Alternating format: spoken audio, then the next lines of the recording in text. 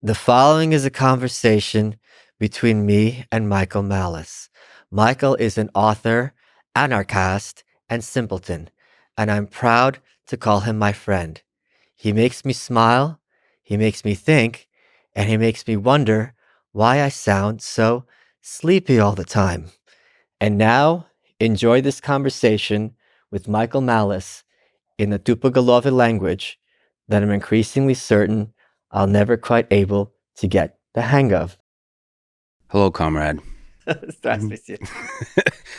So, Animal Farm by George Orwell is one of my favorite books. It's an allegory about, at least I think, about the Soviet Union and the Russian Revolution of 1917. So, for people who haven't read it, it's animals overthrow the humans and then slowly become as bad or worse than the humans. So, comrade, if we lived on this farm, in the book Animal Farm, which animal would you most rather be? Would it be the pigs, the horses, the donkey Benjamin, the raven Moses, the humans, Mr. and Mrs. Jones, the dogs, or the sheep?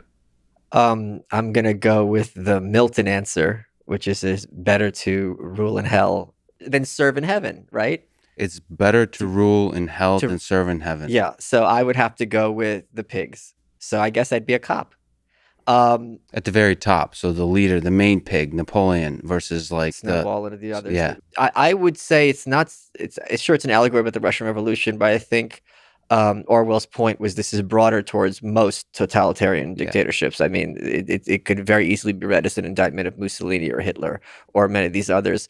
I'm a huge George Orwell fan. One of the things that I think people on the right need to appreciate is the courage of many of these undisputably left-wing voices who were the strongest ones to take on totalitarian communism. And the three I could think off the top of my head who are all in my top 10 heroes of all time are Emma Goldman, Albert Camus, and Orwell being the third. You know, something that leftists like to throw in the face of people on the right who constantly invoke Orwell is that Orwell said, and I don't have the exact quote off the top of my head, but something to the effect of, every word I have written should be taken as a defense of democratic socialism against totalitarianism. Mm-hmm. So people like Truman, was obviously very hardcore, in many ways anti-communist.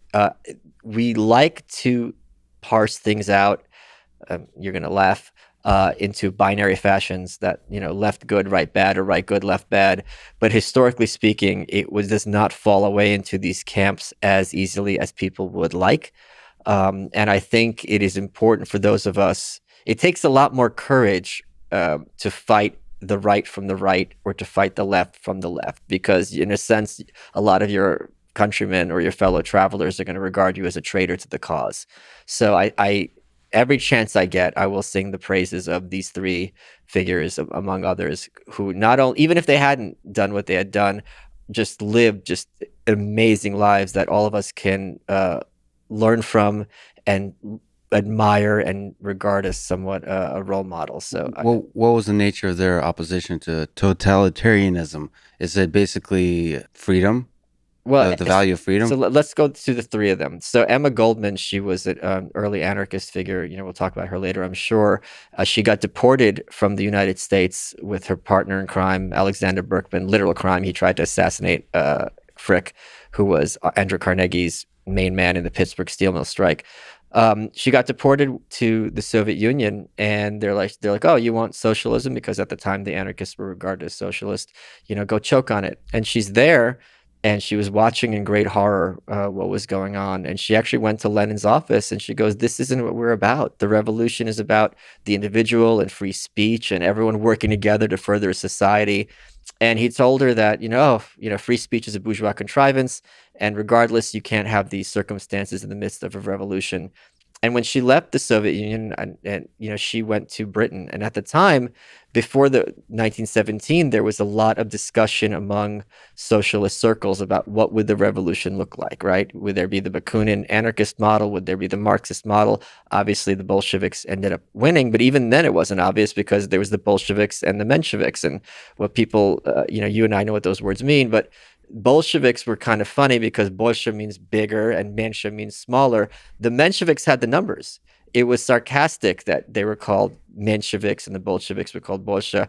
And Lenin, destroyed all his foes in a very merciless way, obviously. Beforehand, there was the idea like, okay, all these cockamamie ideas, we have to work together.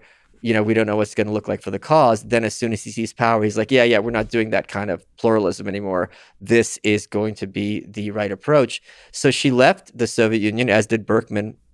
She wrote a book that they titled My Disillusionment with Russia. And I remember there's one anecdote, which I'm going to discuss in the forthcoming book, where she goes to Britain. And the British were very red at the time. They really had something called the Fabian Society, which was the predecessor to the British Labour Party, which were like, all right, we're going to get rid of liberalism and have a socialist kind of nation. And she gave talks, and there was this one time where she gave a talk and she started, and there was a standing ovation. By the time she was done, you could hear a pin drop because she dared to look at these people in the face, something they've been fighting for all their lives, and saying, we've been to the future and it works. And she's like, guys, this is worse than the czar. People are under house arrest. You're not allowed to have, newspapers are being shut down if they have heretical views, so on and so forth. And, she was just even more of a pariah than she had been previously. So she is, deserves huge accolades in that regard. I brought her up when we were talking about with our conversation with Yaron. Orwell, I think you don't need me to explain what he has done and continues to do to use fiction to demonstrate the horrors of a totalitarian state. And Camus, who might be my all-time, great lighthouse, so to speak, in terms of being a man of conscience, he joined the Communist Party. And for a lot of people in the States, you hear, oh, you joined the Communist Party, it's all I need to hear. It's all you need to, he was a communist, all you need to know. He joined the Communist Party because they were the main ones fighting the fascists in France and other locations. And he took Nazism, as did many others, of course, very, very, very seriously. He wasn't some committed communist, but this was just his mechanism to take on, be part of the underground in Vichy France and so on and so forth. So he had the quote, which is ascribed to him, which is kind of a misquote. Howard Zinn is the one who actually said it, that it is the job of thinking people not to be on the side of the executioners. And he very much felt, if you read his speech when he won the Nobel Prize, I forget, in the 50s, where he goes, it's basically the job of writers to keep civilization from destroying himself. I don't think I'm ever going to be a man on the level of Camus and what he's accomplished, but I think that vision of it is the job of writers to be the conscience and to point out, this is the leftism at its best, when, giving voice to the voiceless, when you have the machine of the state crushing and marginalizing people, and they might not be educated, literate, or have any power at all. So he's the guy who's like, you are ruining humans. These humans matter. And I'm not going to let you look the other way and act like you don't know what you're doing. So in this time, whether we look at the time of fascism or we look at the fictional Animal Farm, what's the heroic action then? So Camus joined the Communist Party. There's a bunch of different heroic actions, some more heroic than others, not just for the, hero is the wrong word, in terms of like effectiveness. Sure. What's the effective action, I guess, is what I want to ask. As a writer, as a thinker, as somebody with a mind, what's the heroic action? That's a tricky question, because a lot of times in the West, heroism is regarded as intertwined with martyrdom, right? So it's kind of this idea of like, you have to speak to, Camus always talked about justice, let justice be done though the heavens fall. This is a common kind of motto among people with conscience, and that you have to do the right thing, even the consequences might not be what you like. And I think that is a good loose definition of heroism. So if you meet, I'll give you one example of heroism. This was on Twitter, and I really feel bad that I don't remember the guy's name. This was the line to Auschwitz, I believe it was. And, there's the Nazi guards keeping everyone along.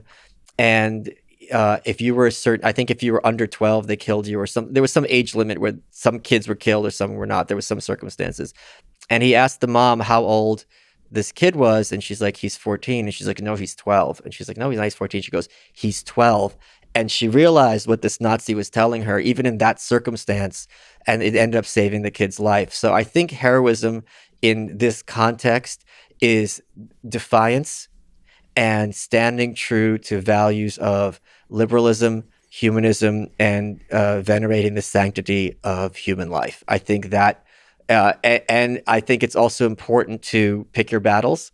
I don't think if he got on that Nazi over there got in a bullhorn and said, "Hey, this is the rules," blah blah blah blah blah. Mhm. That's not going to help anyone do anything. So I do think people a lot of times attack me for my anarchist views. It's like, oh, would you call the police? Would you use the roads? Would you pay your income taxes?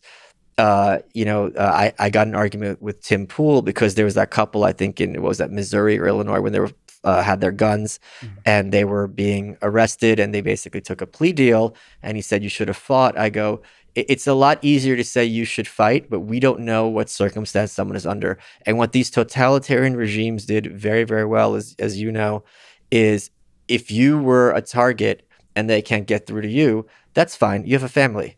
So you can sit there, Lex, and gird your jaw, and you can stand up to all the torture. Cool. What are we going to do about your wife? What about your mom? One thing Stalin did, he made it a law that kids up to 14 and up could get the death penalty for certain crimes. So after that, the rule was from the NKVD, if you were interrogating someone, they would have death warrants for the kid's child on the desk visible. So I'm interrogating you, asking you to to admit to some crime that you're not committed. And those pieces of paper, it's Svetlana, she's got a death warrant. You're gonna admit to any crime you want.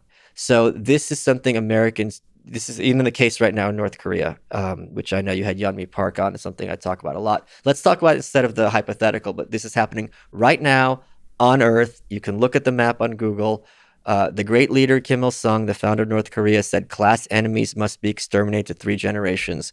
So when people talk about individualism versus collectivism, Rick Santorum, former senator, says the family is the basic unit of society. Unit. North Korea takes that seriously. The family is punished as a unit. So if someone does something wrong, 3 generations have to pay the price, and you often don't know who it is that got you all in trouble. There's not a trial. This to Western minds is something almost incomprehensible. It's a lot easier to be brave when it's just your skin. There's Yeah. something when it's your child, your loved ones. Every man becomes a coward. But also, what bravery is there for me to write an essay for The Guardian to say I don't vote? There's no consequences to me. There's no possibility of consequences to me. This is the wonderful thing about living, in a free country. It would take a lot of courage to be in the Soviet Union and say, I'm not going to vote.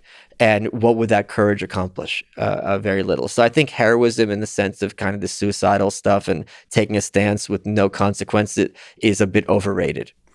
There is some aspect, like the way I think about heroism is something like you said about the Nazi soldier, which is quietly, privately in your own life, live the virtues that you want the rest of the world to live by. Yes. So without writing about it is not as heroic as living it quietly. I'll give you a great example of this. I sometimes give talks on networking, and I tell the kids, if you know someone's in town and it's their birthday with nothing to do, take them out. And I say, I do this for selfish reasons. And everyone laughs. And I go, think about it this way. The guy who takes people out for their birthday is awesome. That could be you. Like, you have that capacity to be that person, and you're making that day feel special. They're going to remember for a long time. What's the cost? Dinner, $30, $25. So it's very disturbing to me how often people have opportunities to slightly move the needle and make things a bit better at almost no cost. And they just literally don't think in those terms. And one of the things Camus talked about, he's often described as a existentialist, which he did not like that term. He regarded himself as an absurdist, is the idea that we're basically blank canvases. And this isn't something that is dangerous. This is an enormous opportunity. And you have the ability to become the kind of man or woman that you admire and want to be. You don't have to be, I don't know, George Washington or one of these great heroes of all time. But everyone out there has the capacity, to be a hero to their kids, or to be a hero to maybe there's nursing homes and there's old people who are lonely. I think that you take in a dog that's on its last legs. These are little things. Terry Shepard does that a lot. I regard him as a hero. These are not Terry Shepard. I'm blanking on his name. These are things that people do that aren't heroic in the sense of Superman, but that I find admirable extremely, and I think are very underrated because these people aren't championed. Is this some kind of weird passive aggressive indirect way for you to tell me that I should take you out for your birthday on Monday? Is that why you gave that whole speech? That wasn't it at all. That was a joke, Michael. No, it was a failed joke. Nevertheless, There was no punchline. without failure, we would not have triumph. Can we stick on the Camus absurdism versus existentialism? Sure. What do you think is the difference in your ideas about anarchism too? It seems like those are somehow intricately connected because existentialism is connected to freedom, and freedom is connected to anarchism. Sure, but I mean, Sartre was a defender of the Soviet Union. He said explicitly about things like gulags, like even if it's true, we shouldn't talk about it. So it's what people don't appreciate is how human beings can have contradictory ideas in their minds at the same time. So one would think, okay, someone's a Democrat, they think ABC, therefore they can think DEF. People can have all sorts of contradictions, and it's not at all clear, and they'll have a clean conscience because the human mind is very sophisticated and is capable of doing this. So Sartre, you would think he's this radical individualist, this sense of ultimate freedom, but he's defending the Soviet Union. Camus, on the other hand, would probably was very much like a social democrat. He didn't really talk about what politics should be so much as it shouldn't be. His essay, Reflections on the Guillotine, is one of the great masterpieces of all time, an attack on the death penalty, not in terms of no one's evil or it's wrong to kill murderers, but in terms of what does it do for a society? If you have someone who takes a person and locks them in a room and says, in 2 years, I'm going to murder you, and you lock them for that, this is not someone we'd regard as moral. We regard this as someone who's a complete monster, but that's what the state does, with the death penalty. And he challenges us to think, is this the kind of people we want to be?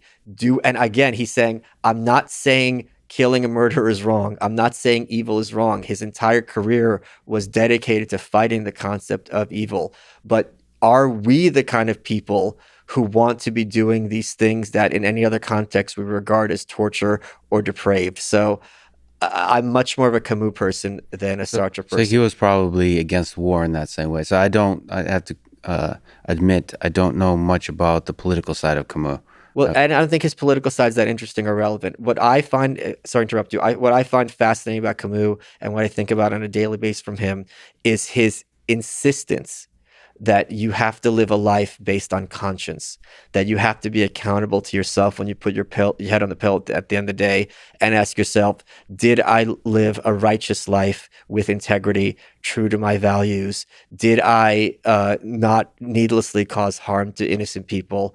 That kind of mindset. If someone is weak, am I using that as an opportunity to exploit them or to harm them? Or do I feel a bit of sympathy or empathy for this person because maybe they didn't have circumstances that were, as beneficial as other people had? Well, how does that fit absurdism, where everything is absurd, nothing has meaning? It really borders on nihilism. Yeah, so he regards not his philosophy, he explicitly said, is a response to nihilism and a attack on nihilism. He regards cynicism as like the worst value people can have, and I agree with him 100%. A lot of times people call me cynical online, and I push back very, very hard because to be I had this quote in The New Right where I say I'd rather be naive than a cynic, because a cynic is a hopeless man who projects his hopelessness to the world at large. Camus, this is the metaphor I use, and I find it very inspirational. I thought it was in his work, but I guess I thought of it and ascribed it to him. Yeah. There's two types of people. You imagine you go to a mountainside and you see a blank canvas on an easel standing in front of this mountainside. One people would be like, why is this blank canvas here? What was this? What's going on here?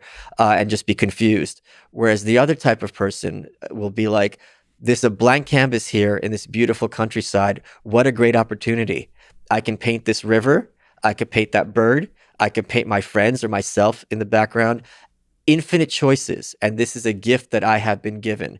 And I think that also ties very heavily into what I went to yeshiva as a kid, which is Jewish school. What we were taught incessantly, how to look at life, is this beautiful gift that God has given you, and that God wants you to be happy. He wants you to live to the fullest in a moral way. I remember the first time I went into a church and they were asking me questions about the Jewish concept, the afterlife. They weren't familiar with Jewish thought.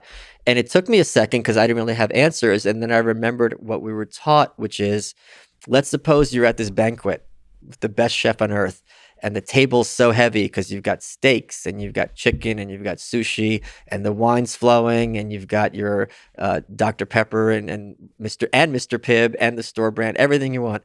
And you're looking around at this amazing bounty, right? Yeah. And then you turn to this best chef on earth and you're like, oh, so what's for dessert? I mean, the offensiveness of that is just so, insane. Like, you have this, eat the meal. Like, I promise you, if I could deliver this meal, the dessert's going to be okay. So this focus on the afterlife when we've been given this amazing gift, on this earth is a very kind of different mindset from both the Jewish tradition as I'd been taught and the Camus mindset. Obviously, Camus was an atheist, didn't believe in an afterlife, but this concept that life is meaningless, but that means you have that opportunity to find value, to seek for truth, to seek for happiness. And Camus has this quote. It's ascribed to him. It's like a meme. I've never found the source, so maybe he doesn't really say it. But he says, maybe it's not about happy endings. Maybe it's about the journey.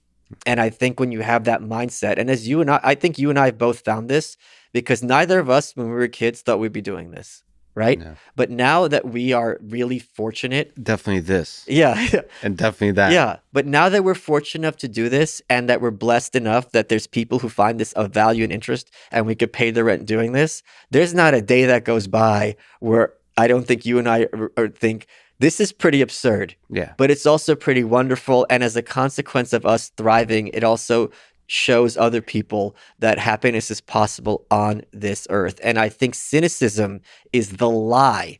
It's not just a worldview, it's a lie that happiness is not possible on this earth, or it's only possible if you sell your soul and you're like a bad person, you screw other people over. I reject that in every aspect. As you said, my birthday's coming up. Mm-hmm. I've been feeling just a lot of really great things have been happening very, very recently. So it affects me very heavily emotionally, especially when I see the response it gives to like the kids, right? Mm-hmm. So it's one thing to say, this is what I'm for, but when you can provide proof of concept that what you've been advocating does result in positive responses. I got a message from this kid who had tried to kill himself a year ago, okay? And then he was like, look, I found your work. I found some other stuff. And now I realize I'm going to make something of myself. I was born in a meth house. I'm 19, 20 years old. I should be in the garbage, but I'm going to try to be a stand-up because I have opportunity on this earth. Even if he fails as a stand-up, he's still whatever he does, washing dishes, there's no shame in that. Is it so bad to have a crappy job and a girlfriend who you don't really like, but as compared to the alternative of like, I'm going to kill myself, this is heaven. Well, I think there's beauty to be discovered in all of it, in all of those experiences. Yes. So, but at the same time, so I often think about, I just recently reread The Idiot by Dostoevsky. I often feel like the idiot. That's why when I say I'm an idiot, I often think about Prince Mishkin, that kind of idiot, which the world sees you as naive. I don't think he's naive. I don't think I'm naive, but I tend to see the good in people and the good in every moment. And the world often is cynical. And in fact, especially in what we do, often the intellectual is supposed to be cynical. This is very much an urban elite educated mindset where if you write a book about someone who's, let's suppose, a drug addict or a prostitute, that has heft and that's valid. But if you're writing a book about like a love story, two people fall in love and they're in roller coasters or carousels, that's less legitimate. I hate that. I hate that so much, because the message it gives to people is you have to choose between thriving and happiness and silliness and seriousness and depravity. And I'm not saying a drug addict or prostitute is depraved, but they're basically their worldviews. Unless it's dark and twisted, it doesn't really count as art. And I despise that mindset, that subtext. So the internet and people around me often will call me naive because I don't think know. the word they want is innocent, don't you think? It's a better But it's word. not that innocent. No, but innocent in that you genuinely in your heart, I know you fairly well at this point, believe that goodness is possible and that people can, if not be good, at least be better than they were yesterday. See, even the word naive or the word innocent presumes that there's not wisdom in that. Presumes that somehow that's isn't that beautiful to live that life of a child who sees the world with these bright eyes and is hopeful about the future, but just wait until they grow up and realize that reality is much harsher than they think. Right. But very that Russian. child might be wiser than all of the adults in the room. And don't you want to be, if the world is like that, don't you want to be the guy who takes it on and changes it for the better? Right. So it's like saying, well, cancer's everywhere, it's inevitable. Well, don't you want to be the one who says, not anymore, I'm here and I'm going to make that change, and I can see it being better than it is now. So I think you and I have the same analysis of your worldview, and I don't think that there is a good word for it. So I guess it's this idea of inherent benevolence might be maybe wordy, but I think that's more accurate, because you and I did not have such easy lives growing up, to put it mildly. You constantly talk about just horrific aspects of life. So to claim that you kind of don't know that they exist or you sweep under the rug is completely not accurate to your work and your mindset. Can we talk about World War II in the Soviet Union? Sure. So on Sunday, June 22nd, 1941, Hitler launched Operation Barbarossa, which was the surprise invasion of the Soviet Union. Right. If I could read to you a few lyrics from a song that for some reason is stuck throughout my childhood. It was a famous song during that time. 22 июня, ровно в 4 часа, Киев бомбили, нам объявили, что началась война. Война началась на рассвете, чтобы больше народу убить. Спали родители, спали их дети, когда стали Киев бомбить. The song talks about Kiev, like that moment as part of that operation that Kiev was first bombed, and it was announced on June 22nd. The song says at exactly 4 o'clock that the war has begun.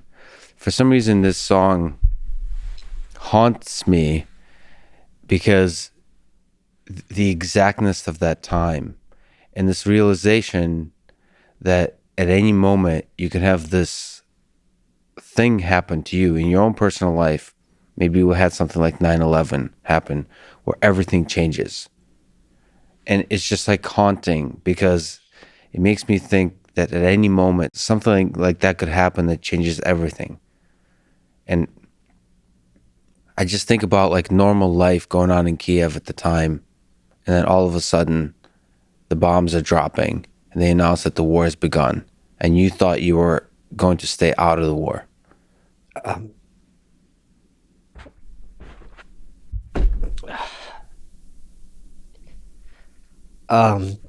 This is something that is very intensely emotional for me because you and I are both Russian Jewish. So to know that my grandparents and my great-grandma were told that the Nazis are coming, and this wasn't a dress rehearsal, and that if they get here, which they did, Lvov is very Western Ukraine, that 100% you and all your relatives are going to be murdered. Yeah. And there's a monument now in Lvov where I'm from about this, but I don't think either of us can imagine what it's like to think that we're about, minutes or whatever, hours, or there's just the Russian army standing between us and everyone everyone we are related to are going to be murdered for no reason. And, like, what's the closure here, right? Like, they evacuated a lot of people, but they didn't evacuate enough. And to know that there is this force coming to 100% murder you. This isn't some kind of, the TV news being hyperbolic. They're coming to kill you. And if they get you, they will kill you. And you have to, we all think about war like, oh, we hope America wins in Iraq, rah, rah. But if America got their ass kicked kind of in Vietnam, it's not really going to affect America in the sense that you're going to have the body bags and all the kids being killed. And that's something I'm not sweeping under the rug. But no one in America thought the Vietnamese are going to come here and kill them, right? They were secure in their person. So to have that sense of, we really need to win, because if we don't win, we are 100%, the Russian army doesn't win, we are 100% all going to be slaughtered, and often in not just a bullet to the head in sadistic ways, is something that to know that people who share my blood saw and went through is very hard for me to kind of wrap my head around. And there's no possibility to delude yourself. Yeah. Because, I mean, they would, as the song also talks about, but they would burn the factories. So it's basically saying, we're in the war now. This is your life. Yeah. Like, this is our life now. You know how yesterday you were worried about, like, oh, I misplaced my pen. Where is it? Like, it's like, yeah, this was paradise. Most of us are our life now is that most of us are going to die. And if we want to prevent all of us from dying, we have to fight. And we also can't sit down in some kind of weird, like, desert island or, plane crash situation and be like, let's decide between us who's going to be the first to die. Maybe the Titanic, right? Mm-hmm. They sat down and they were like women and children in the lifeboats. They had this rational agreement. You don't have those choices in a war. So it's something that it's just very chilling, and it's something I don't really have the emotional space to understand or grapple with. Even, obviously I've been to North Korea, you can see it, and so on and so forth. You and I can't, or anyone listening to this, except for maybe on me and people like that, you can't imagine what that's like to live it. We can't imagine what it's like to live in those situations where it's not like before Hitler came, everyone's, dancing around and having a great time. I mean, imagine what that life is like, where your preference to Hitler is starving and waiting online for hours for bread, and to have the secret police and your friends are turning you in and your phones are all tapped and you're a prisoner. But to you, this is infinitely better than the alternative. Like, these are the choices that, our family had to deal with. It's something that no matter how much it's like let me put it in terms people can understand. You know what I mean? It's like your first bad breakup, right? Mm-hmm. Like, that's a much simpler thing to wrap your head around, because it's like, if you've never had it, you can't really, but when you feel it, it's so intense, but you can't tell someone what's like. We could sit down for days and hours and have people tell us, but until it's the totality of your environment and your life and your mindset. I remember my grandma,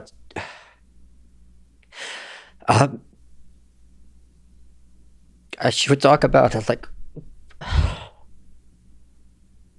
when you're that hungry, all you're thinking about is bread. Yeah. Because your brain won't let, human beings, we evolved, we have instincts, whatever, and the mind is telling you food, Yeah. food. And that there's kids thinking this, and that they're not going to get the food. Yeah. And you imagine being a parent and your kids. Watching your kids without food and knowing they're not going to get the food. And the fact that this happened in North Korea in the 90s, I met a refugee, and he had to watch his dad starve to death. And thank you. And we have no concept of what it's like. I mean, we kind of, it's just like last night here in Austin, all the places were closed and I couldn't get my protein powder. Yeah. And this is the extent of my suffering when it comes to food, or if I couldn't, there was a restaurant that I went to in Brooklyn where for some fakakta reason, they weren't serving sashimi. They only had sushi. So I had to have the rice and the carbs. To live a life where that is the extent of your food problems, as opposed to the choice is either Hitler killing you or being hungry 24/7. My grandma told this story of how they had a close call. It was her and her brother and her mom, my great grandma, who passed. And I think there was like either a helicopter overhead or something. And my great grandma jumped on top of my grandma's brother and not my grandma. So she basically did a Sophie's choice. My grandma's name is Sophia, and chose the brother. And this is something that she felt, all her life, that her mom had chosen her brother over her. But these little things that happen, these little kind of decisions we have to make in war. There's a book I read called Five Chimneys, I think. This woman who was an Auschwitz survivor. And what she talked about, what people don't appreciate, it's not necessarily the slaughter and the torture. It's that there's no rhyme or reason to it. Like she talked about how they had a camp just for people from Czechoslovakia, and they were treated better than the Jews. And then one day they just killed them all, right? And she's like, I still don't understand why they're giving them food and treating them well, and then the next day they're all killed, and we will never get answers, And she's and things like she talks about how they decided to kill all the kids, and they didn't really either. For some reason, they didn't have the courage to, or they wanted to be cruel. So instead of shooting them, they just kept walking them in the snow until they all died. So it's things like this that the fact that you and I dodged these bullets, and that we can be here and be doing this and running our mouths for a living. I think about it all the time, and it's just very disturbing to know, and I know you know this as well, that there's lots of places on Earth where if people had a choice, they would kill us on sight and be proud of themselves for it. Yeah, I don't know what to make of the contrast. You were talking about the fact that you've been truly happy the last few weeks and months. Yes. There's been a lot of moments of happiness and joy. And that joy is built on a history of human suffering. Like in your roots, in your blood, is a lot of people that were tortured, that suffered, so that you could have this joy. And you have you have the responsibility to truly be grateful for that joy. But it also shows that there's the happy ending, that it does end in a good note, that it does get infinitely, infinitely better.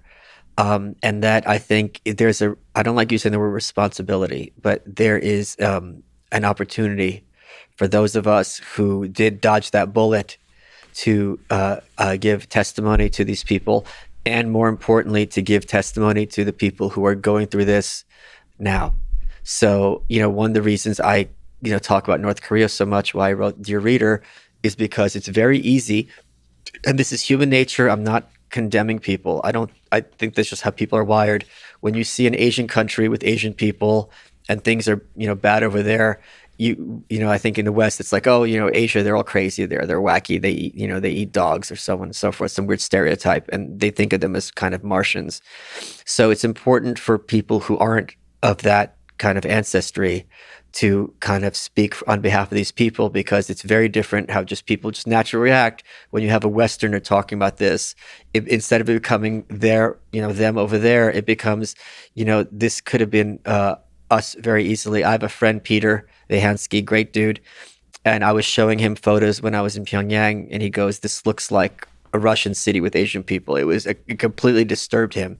So, that was one of the reasons I did go to North Korea, because that was as close as I would get to see what your family went through, to see what my family went through.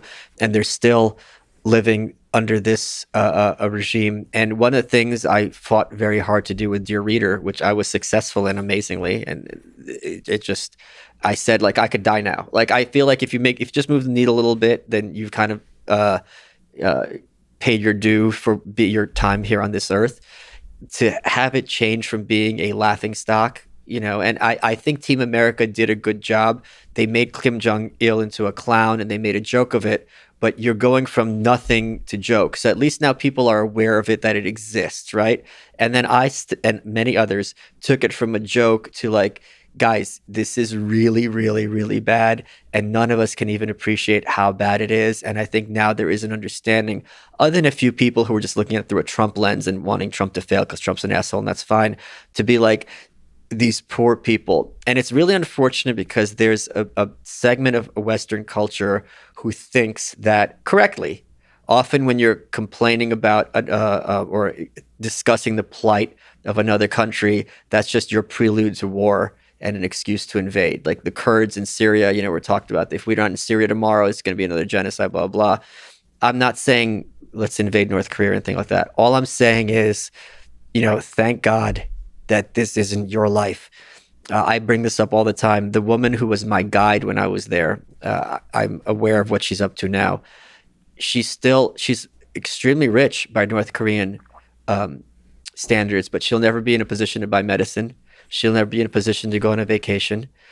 Things that you and I just, whatever, she can't go on the internet.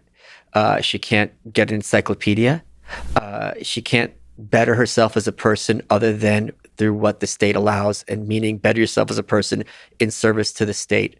So, I mean, it's also frustrating because there's only so much that I can do as an individual. What's your takeaway about human nature from looking at North Korea and looking at how the rest of the world is looking at North Korea? I always, this is a great question. I think about it fairly often. And I always say human beings are animals, right? When you say someone's an animal, it's like a slur, like he's like a beast. Animals are capable of enormous kindness, empathy, sympathy. They look out for one another, groom one another. There's a thing with apes where they groom each other for parasites, and even if there are no parasites, they pretend that there's parasites just to have that kind of bonding. You see infinite photos online of like cats raising puppies because the puppy's mom died, things like this. That's part of being an animal. Part of being an animal is also just the most monstrous cruelty. Killer whales, there's this big PC move to not call them killer whales and just call them orcas. They will murder blue whale calves, and play with them and not even eat them. So they just murder for the sake of fun. So there's, and cats, kill birds all the time, things like this. So it runs the whole gamut. And I think I'm, when Yaron and I were on your show, I don't think Lord of the Flies is accurate. I don't think Hobbes is how reality works when you're in that kind of state. But I think we've seen countless examples of human beings, especially when human beings have power over someone who's powerless, of allowing themselves to engage in not just harm, but cruelty. And that is something, as Soviets, you and I are very painfully aware of. That it's not just about the oppression, which is bad enough as it is. It's that mediocre person with that little bit of power. And now they're standing between you and your daughter having medicine, and they love it to make you dance, to be like, oh, you need me to get this medicine? Make you go through hoops? Because now they feel like for the first time in their life, they're in a position of strength and power. I think that is, in many ways, the more common nature of evil. What Hannah Arendt talks about, the banality of evil, than someone who's like an SS guard just shooting someone in the head. Like that, I think we could all wrap our heads around to some extent. Like, okay, I'm a military. It's not easy. I have to execute people. Pulling a trigger, you could kind of have this mental disconnect between the finger and the victim. But like that little day-to-day stuff, like, are you doing the right thing on a day-to-day basis? That I think is far more common and far more disturbing aspect in certain senses of the human psyche. Yeah, there's something especially disturbing about a weak man given power and just abusing that power. There's something about not just weak, but like mediocre at everything he does, or less than mediocre. A great example of this, which I'm also talking about in the next book, is Ceausescu, who was the dictator of Romania. So, the Cold War is still somewhat poorly understood in popular culture, but the different countries in the Second World, the Soviet bloc, Some were more liberal than others. Some were more sane than others. And Ceausescu at first was one of the, more Western friendly, more the free ones. Then he met the great leader Kim Il-sung from North Korea, and he had the idea to impose a personality cult on Romania. And it's the kind of things like forcing people to breed because he wanted to make people taller. I think he made like the biggest building in all of Europe, the People's Palace, but it was just for him while there's no electricity, elsewhere. But you look at this guy, Stalin's a badass, right? He was a bank robber. If you look at photos of him as a kid, he was a hunk. Lenin was clearly intellectual. These were powerful. Trotsky, these were powerful men with huge egos, huge force of personality. But you look at this Ceausescu guy, and you could, like, for example, on my driver's license, instead of my address, I'm like in my real address, being like 1234 Fifth Avenue. By mistake, it says 1234 Fifth Street, right? Mm-hmm. So you can imagine him being in the post office and me giving him my ID to get my package, and him being baffled because this says street, this says avenue, instead of understand. And the look on his face, this dullard, that you can see how, how sometimes can I curse? Fuck yes. Yeah. So if like how if you're in the airport and you see someone and you look at them, an adult, and you think, okay, this person was born fucked up, just like on sight, like something's wrong with them. How are they traveling alone? You look at Ceausescu, you look at him, you're like, something's not right with this guy. Not in the sense of like evil, but in the sense of he's a simpleton, right? And now he's in charge of this whole country, and everyone's taught to regard him as one of the great geniuses of all time. And it's this, the idea of this mediocre nobody. This guy would have, in any other culture, been accomplished nothing, or would have had an honest job where he's like, okay, he works at the mail service and he's bad at it. Okay, fine, he's not hurting anyone. And now as a result of this, he's responsible for mass death, secret police, and incarceration. And one of the greatest things I've ever seen, which I'm sure many people have seen as well. If you go on YouTube, it's his speech. And it's the first time the crowd turns and his head kind of like, because they start booing him, which was unheard of. And, he was shot with his dog-faced wife not that long after. It was just a great moment. But it's things like this. I agree with you that mediocre, weak person is now in a position to have power over somebody else. And that sense of vindictiveness, like I'm going to feel strong for once in my life, but it's going to be at your expense. That I think is, human nature, its most primal. And every time I meet a person in this world, you're the first person to get me to cry on a fucking podcast. Fucking the robot gets me to cry. What the fuck is going on? Every time I meet a weird person, to me, heroism is also taking a risk to rebel against mediocrity. Yeah. Like in the most simplest of ways, like the license address.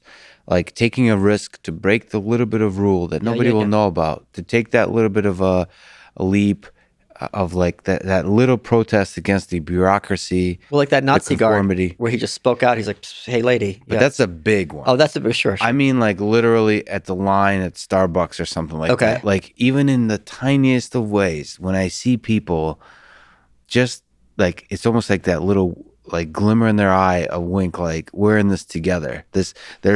There's all this conformity all around us that's at a different time could have been Nazi Germany, could have been Stalinist Soviet Union. Sure. We're in this together. We're going to rebel against that conformity by just taking the risk, that little bit of risk against mediocrity. I don't know. And then once again, I see this in companies too. When I see the mediocrity, I see this, I used to work at Google. I see it in Google. When the companies grow, that mediocrity is overwhelming. The Peter Principle, right? The Peter Principle. Yeah. My hope is that all of us have the possibility for that glimmer, that risk taking, the leap of faith, or whatever the heck that is, the leap out of the ordinary, out of the conformity, out of the mediocrity. So this is where you and I disagree. I think a lot of people are not capable of that. They're accustomed to it. I don't know if they're not capable. No, I understand your position. I'm disagreeing with it. I'm saying I do not think they're capable. I think a lot of people effectively don't have souls. They do not have a conscience in this sense where they're going to look at an issue, bring their critical thinking, and say, all right, I am going to do the right thing, although I'm taking a risk. I don't think thinking is involved, or is it just taking that leap? There's something about that basic human spirit. Forget the thinking part. It's just saying like, I'll take that risk taking that adventure, the same thing that got people to explore the seas, throughout human civilization, explore land, explore the oceans, like that exploration. Like, we've done stuff this way all this time. I'm going to take a leap. And that comes out of nowhere, seemingly. But those for a lot of people us. are the heroes, but I don't think that's universal. I'm going to use a very gauche example. There was a show called Scare Tactics, which was basically a candid camera, but they would scare people. Like, they'd have vampires, whatever, and hidden camera and people's reactions.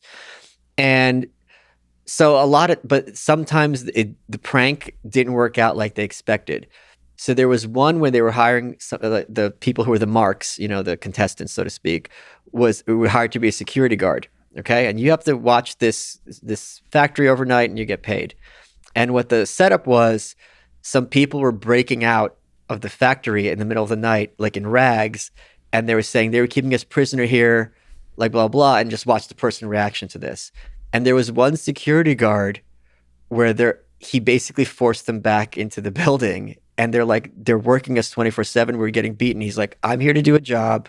Get back in there." And you watch this, and it never even enters his head to be like, something's wrong here. He was given his orders. He's following his orders. And to me, that is not uncommon. And that person, although they look like you and I, there's something essentially human missing with them. Now, very quickly, the reaction is, well, it's one step from there to Nazism. I don't think it's something I'm not saying this person should be killed, but I'm just saying to expect that every human being has the capacity to have that defiance, especially at a cost of their own life, that I think is not realistic. But at the same time, I feel like an octopus on the eighth hand. It is those few of us, or if you want to include me in this, who do make these tiny little protests, who look the other way when someone is hungry who's stealing food from the supermarket, right? It's like, all right, like I'm going to pretend I didn't see anything. Those little elements of heroism are what move humanity forward and demonstrate the validity of the human experience, whereas everyone else is kind of like scenery. I think almost everybody in the world can derive deep meaning and pleasure from having done those courageous acts. And I also think they have the capacity to do them, to discover that meaning and happiness. So you're the cynic. Then why aren't they doing it? They haven't gotten a chance to, like, I've never tried LSD or DMT. You haven't gotten the chance to try this amazing journey, which is taking the risk. That's nonsense. Rebellion. Because as you just said 2 minutes ago, everyone has that chance every day to do the right thing. We have the chance to do a lot of things and we don't realize. There's a lot of stuff right in front of our nose that we don't realize. Right. That you have to kind of wake up to it. Sometimes you need the catalyst. There needs to be some kind of thing that happens that wakes you up. That the fact that most people don't take the small acts of rebellion doesn't mean they don't have the capacity to both do so and to derive a lot of meaning from it. Then it's a discussion about how to create societies that get more and more people to be free actors and free thinkers. That's the question. And that probably leads us into a discussion of anarchism and so on. But yeah, I just think we are very young as a species. We're trying to figure out how to get ourselves to first be collaborative, but at the same time be free spirits. And I think both of those are within human nature for most of us. I think another big concern is that there's enormous disincentives, and this is Michael Malice speaking, for human beings to be kind and for tenderness. And I think, especially when you're young, you know what I mean, when you're immature, a lot of times someone will reach out to you with kindness or vulnerability, and you think it's funny to kind of dunk their head underwater in a pool or something like that. Yeah. And when you get older, you look there. There's this one example of this. This was in the 90s.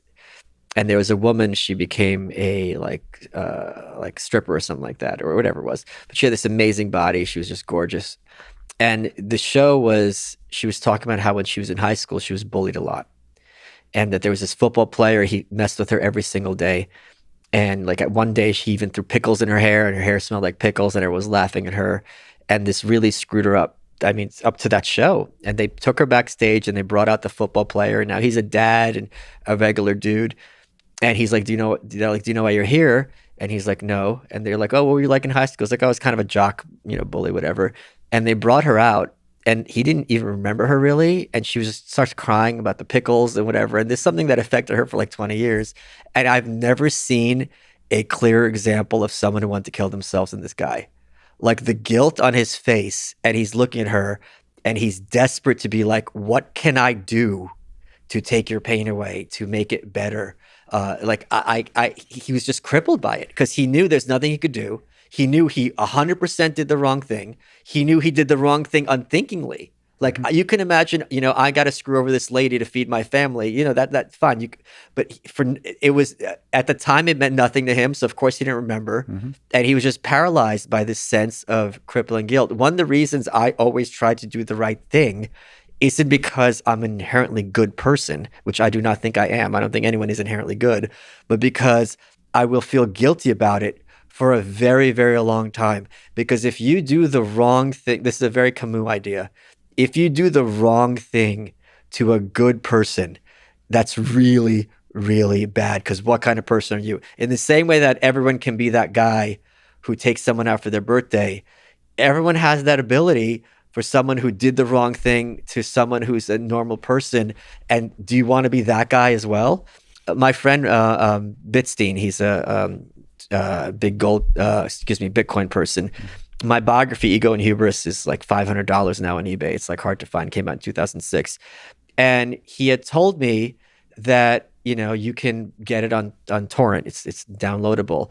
And I'm like, oh, I thought if you were my friend, you'd want to buy it. At the time, it was not $500, I assure you. And he goes, I did buy it. I'm just telling you that you could also get it for free, this information that you might want to use. And I'm like, I snapped at this kid who was doing right by me. And I felt it just stuck in my head. I'm like, you're an ass. Yeah. And then years later, I apologized. He had no memory of this at all. And I'm glad to be able to reiterate the apology again. But, this is, a lot of times I'm extremely aggressive on Twitter and in other venues. I always try to, and maybe I fail, and that's my moral failing, always do it as a counterattack.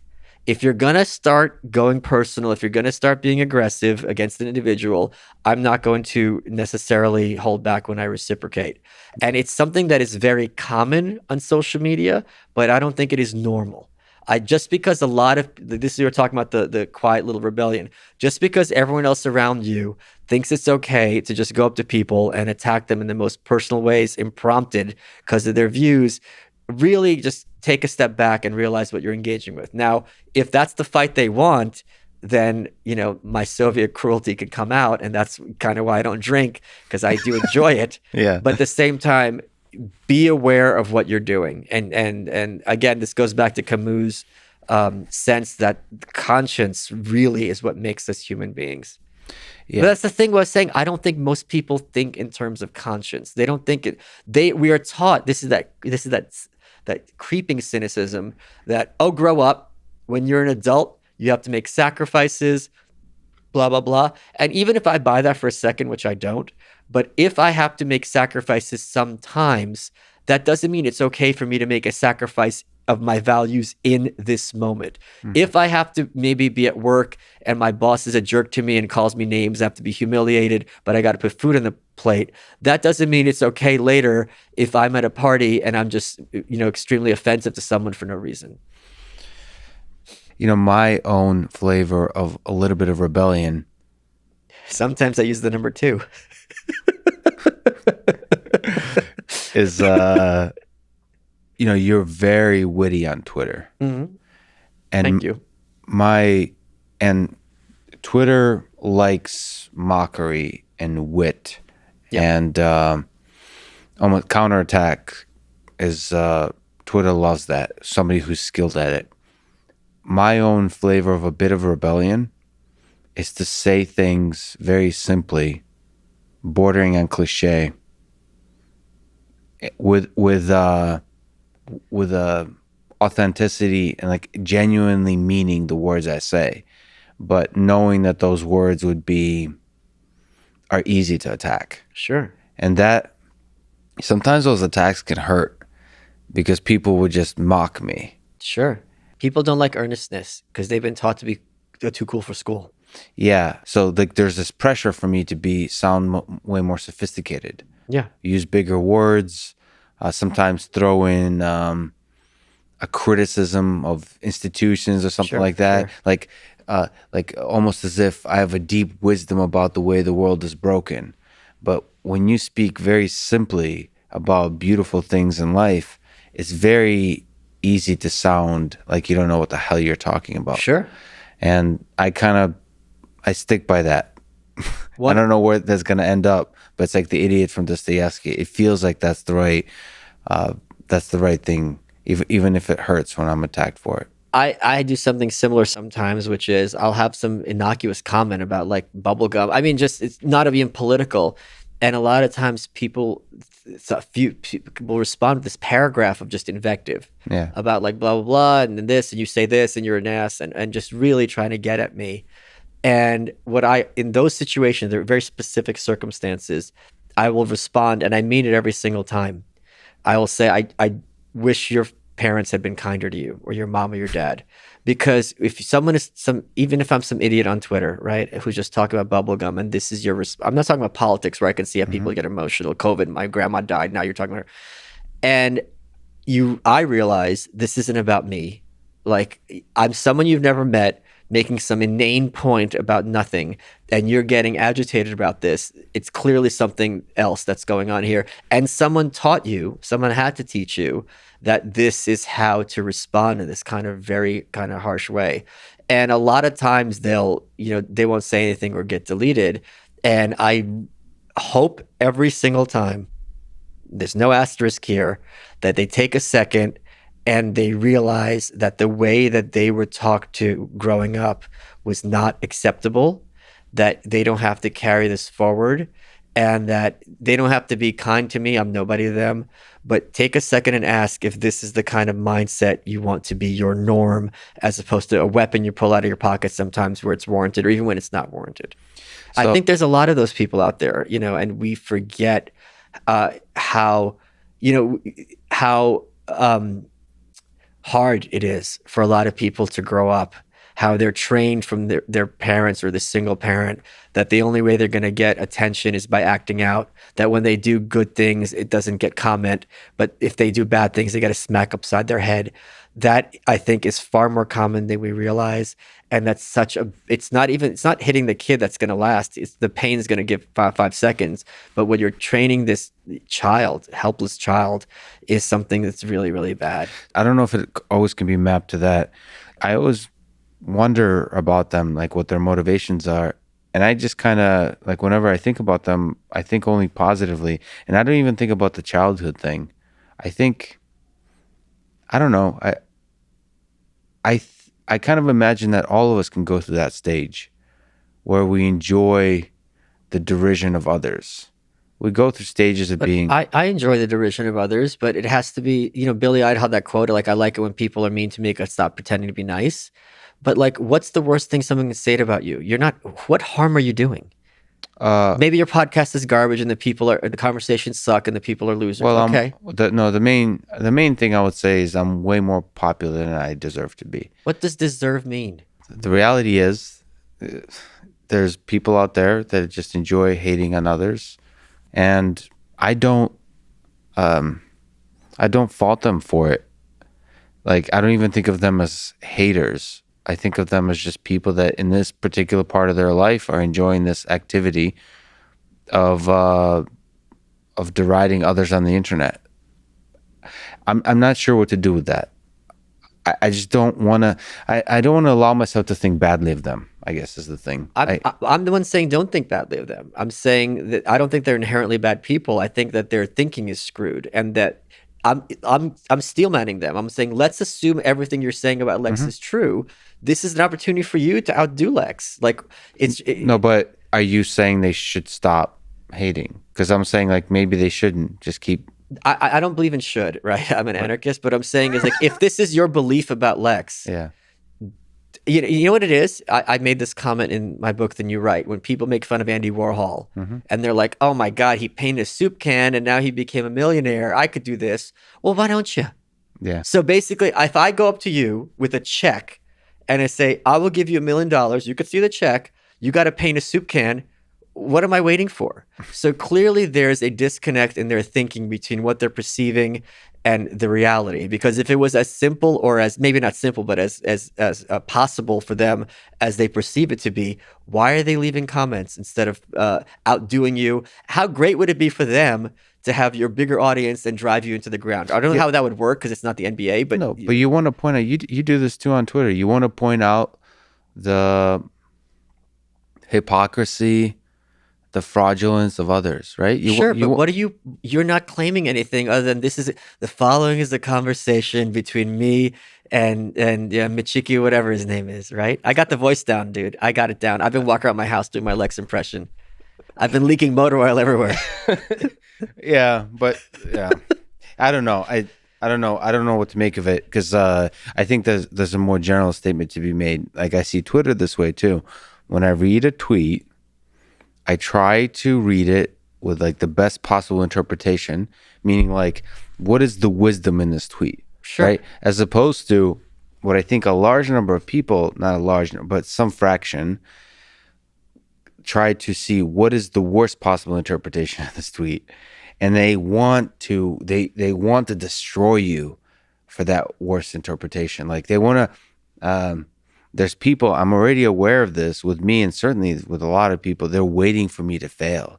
They want me to be like, this guy talks about love all the time. They want me to be some dark, like Bill Cosby type character. In pain, yeah.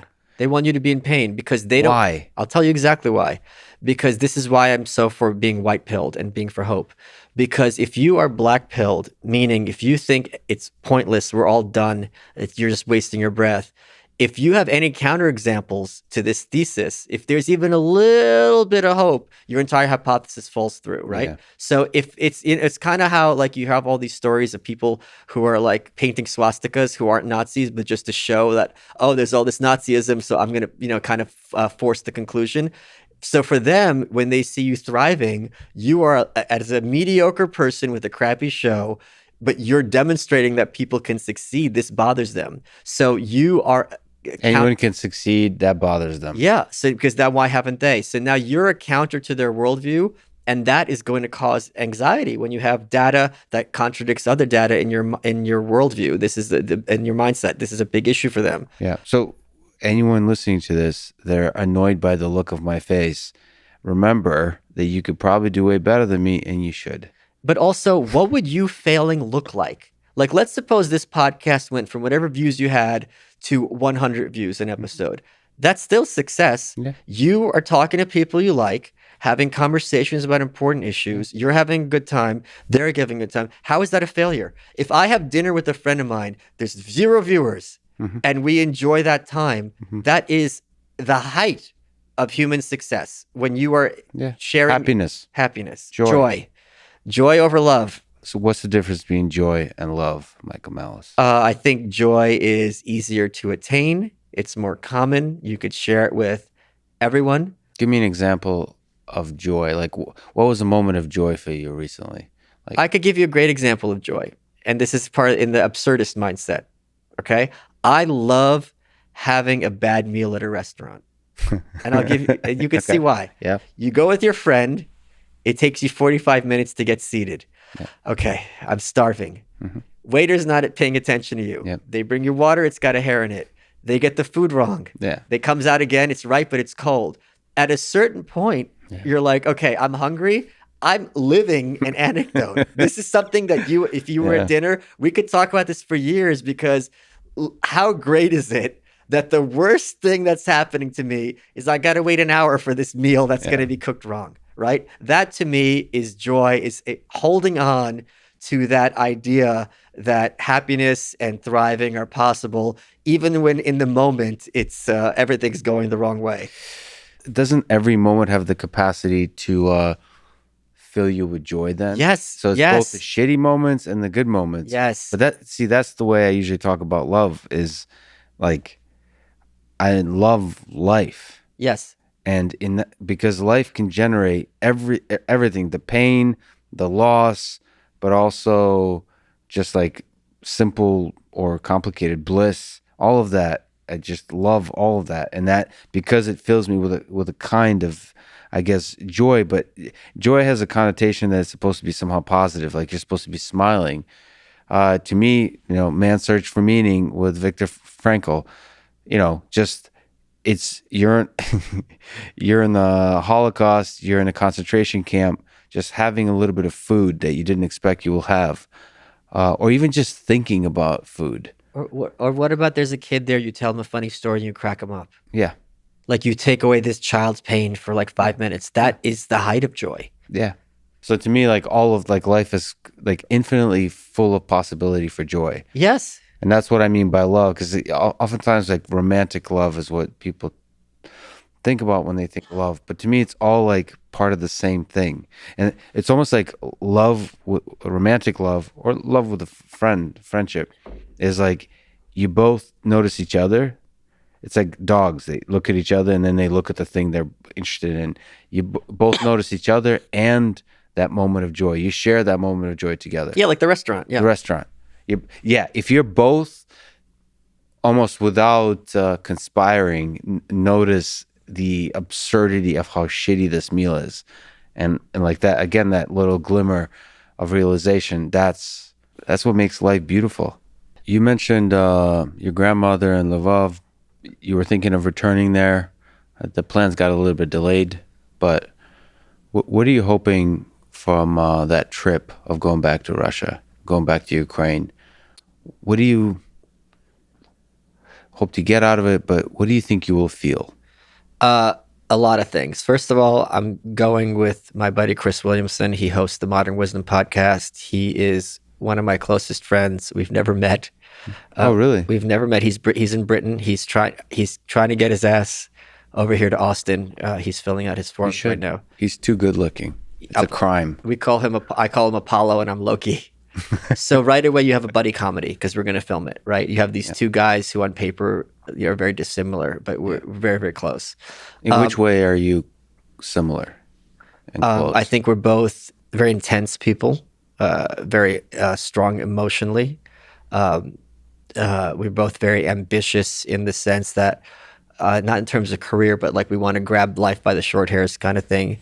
We're just both like good experiences.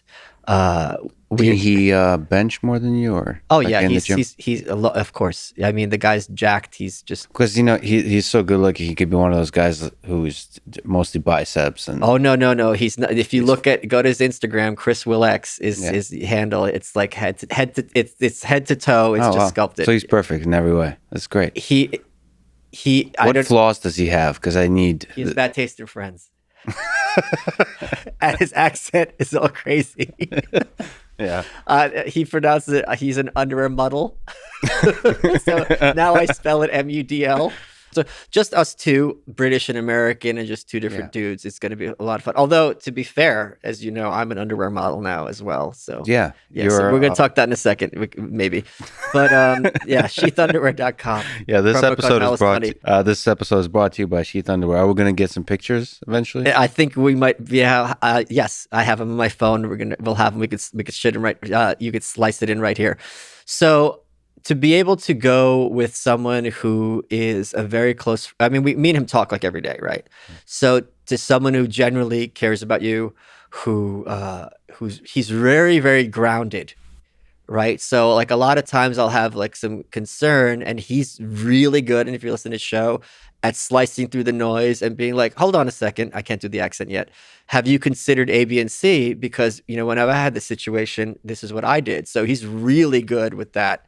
So to have first of all, just like two buddies on a trip is really a lot of fun. Second of all, I know that if it's going to be very intense. So for you, you left Russia much later than I did. How old were you? 13. 13, right. So you remember it, I'm sure, very, very well. I left when I was 1.5, 2. I don't remember it all. To go to the streets where, my family had to go through this stuff, to see they came to Lvov, they slaughtered all the Jews. I mean, to have that little memorial there that's there now, and to just look around and know yesterday, basically, they came here, they rounded everyone up. And also, from the other side, you had the Stalinists coming in and starving all the people. It's just to know that so much horror and death. There's this quote I saw once about a woman who went to Auschwitz, and she just made the comment, like, grass grows here. Because we think, that when it comes to the nature of evil, that you're going to go there, this is going to be this pits of hell or whatever. There's birds. There's robins hopping around looking for the worms or whatever. They think it's perfectly nice, and you stand there to understand that so much suffering happened here or there is going to be very jarring. I know that it's going to be an issue because I speak Russian and not Ukrainian, and to speak Russian to Ukrainians is like a big deal. So that's going to be a concern. I'm also worried about going to Russia because every Russian has this idea that even though they've just met you, they feel that they're in a position to tell you what you're doing wrong with your life, what you should be doing, if they're a cab driver. Yeah. I have no tolerance for unsolicited advice on a basis at all. That's going to be horrible. They're going to be telling me I need to speak Russian better because ты говоришь по-русски как Давунчик. I'm not hearing it. I'm not interested in hearing it. So that, I think, and also, given my upcoming book, The White Pill, and covering what happened back in the day under Stalinism and later, to see this was the Lublanka, this was the basement where they would, when this is something that people might not realize. There's a superb film, The Death of Stalin, which is kind of does what I do with North Korea, puts a humorous spin on it. And then when you take a step back and you realize what they're actually saying, it's just like, it's very, very disturbing. How when Stalin was dying, he had a stroke. He's laying there in a pile of his own piss. He's unconscious. Right before he died, he thought the doctors were all plotting against him. So they were being tortured to confess that they were trying to murder him. They had to get the doctors out of the torture chambers to attend to him, and they did it. Yeah. So this kind of thing, to like go there like Red Square and see this is where it happened, to see Lenin's body, like this is the guy who Emma Goldman yelled at. It's going to be really, because I've worked so much in this space, jarring and intense and emotional. And as intense as it is for me sitting here talking to you about it, to see it and to see the faces and to see Cyrillic everywhere, other than Brighton Beach and Brooklyn, it's going to, I'm sure it's going to do a huge number on me because as Western and as the tupoy Amerikanец, as the Russians will say I am, this is still where I came from. Yeah. So no matter to see it face to face, I don't know how I'm going to react, but I don't think it's going to be like meh. You've assembled a number of essays from anarchist thinkers in a new book called The Anarchist Handbook. Yeah. You mentioned Emma Goldman. What interesting things do these thinkers agree on, and what do they disagree on? The anarchisthandbook.com is the website. It covers from the 1790s to, I think my essay is the last one from 2014, which a friend of mine who's kind of a mediocre scientist is going to be reading for the audiobook. Also a podcast. Also a podcast. But it's not a podcast anyone would have heard of. Yeah. It's like Tom Woods, but even worse. So what they all agreed on was the illegitimacy of government, and also the malevolence of state actors and the consequences of governments. So they range in terms that most people would easily regard as either left or right wing. But it tackles the nature of government and also creates positive non-state alternatives from many different angles. The slogan I have is the black flag, which is the traditional flag of anarchism. The black flag comes in many colors. So they were really all over the map in terms of what they're for, but their disagreement is about the nature of state and the nature of power. And it's very edifying because this is an ideology that's been in many ways swept under the rug. No one takes this seriously. Grow up. That I can allow people to sit down and read these essays and see for themselves just how beautiful this tapestry over the decades and centuries has been woven about people who genuinely believed in freedom as the most important and how to maximize that for a society. So maybe it's useful to talk about a few contrasting thinkers in there. So One is Leo Tolstoy. Oh, yeah. Who I think not many people know is an anarchist, Yes. a Christian anarchist. Christian anarchist, yeah. So he came to despise government for its deceit and its violence. But to him, the Christian principles of nonviolence, I think, are important. Oh yeah, and this kind of pacifist kind of Yeah. mindset of it's better to someone to punch you than to punch them back. So he's, in that way, at least I read, he influenced MLK and Gandhi. What do you think about this flavor, color of the anarchist flag of nonviolence, nonviolent opposition? I will put the caveat that it bothers me when people bring up MLK because he's become so corporate, Yeah. and everyone just brings him up without knowing about him. One of the things that Martin Luther King did so very well was that he forced people to face the consequences of what they were putting forward. You want to be racist, you want to be for Jim Crow, you want to be for segregation. Okay, it's easy for you to do that from your living room. Now turn on your news and you see men and women in suits being attacked by dogs, being attacked by fire hoses and beaten by cops just so they could sit on the front of the bus. And now for a lot of people who were still racist, who were still had animus toward black people are watching this, and it's going to be a lot harder to be like, I'm okay with this. I'm okay with human beings, even ones I regard as somehow bad or inferior, to be beaten and attacked by trained dogs, and they're not doing anything in response. That strikes to, I think, a very basic nature of, especially American, like, okay, whatever you're for, I'm not for people getting beaten and attacked when they're not really doing anything. So I think pacifism is something that's very easy to make fun of, but people don't underestimate how powerful it is for someone to say, you can do what you want to me. I'm not going to fight you back. I just want to live peacefully and have the same rights as you. And to say, screw you, you should get beaten. That's a hard pill for a lot of people to swallow. So I think he was really, and Gandhi, of course, as well, were excellent in that regard. There's a little bit of Machiavellianism to it. They've both been beatified, they're regarded as saints, but their strategy worked very, very well for their purposes. So I think just all of us, when you see someone, in this kind of Christian, I know Iran obviously does not think very highly of Christianity, but if he's someone who's willing to, take a punch and just say, you could do whatever you want to me, I'm not going to hurt somebody else, instinctively, and maybe this is kind of a hack, most people want to side with that guy, step in between and be like, oh, okay, let's take a step back because whatever led to this is not tenable. We need to go back to the drawing board if the consequence is people are having these as a result of my decisions and actions. So I think that aspect of anarchism is very, very, in certain contexts, healthy and much smarter and more sophisticated than people give it credit for. And let's also point out that Tolstoy wrote War and Peace, and he wrote Anna Karenina. So this was not some naive or innocent, whatever word you want to use. He knew the nature of evil. Yeah. He knew how bad things get. So he wasn't saying at all that human beings are inherently nice and kind. He was saying it's much more effective to not fight back and to force them to face that. I'll give you another example. I was on the show Trigonometry, and I was talking to the hosts, and one of them talked about how someone he knew had been in the Gulag, or his mom was born in the Gulag, grandma. And after Stalin died and the Soviet Union liberalized and lots of the people in the Gulags were freed by Khrushchev and so on and so forth, I didn't know this. Many of some of the guards of the Gulags killed themselves because they had genuinely believed that everyone in these camps was there for a reason.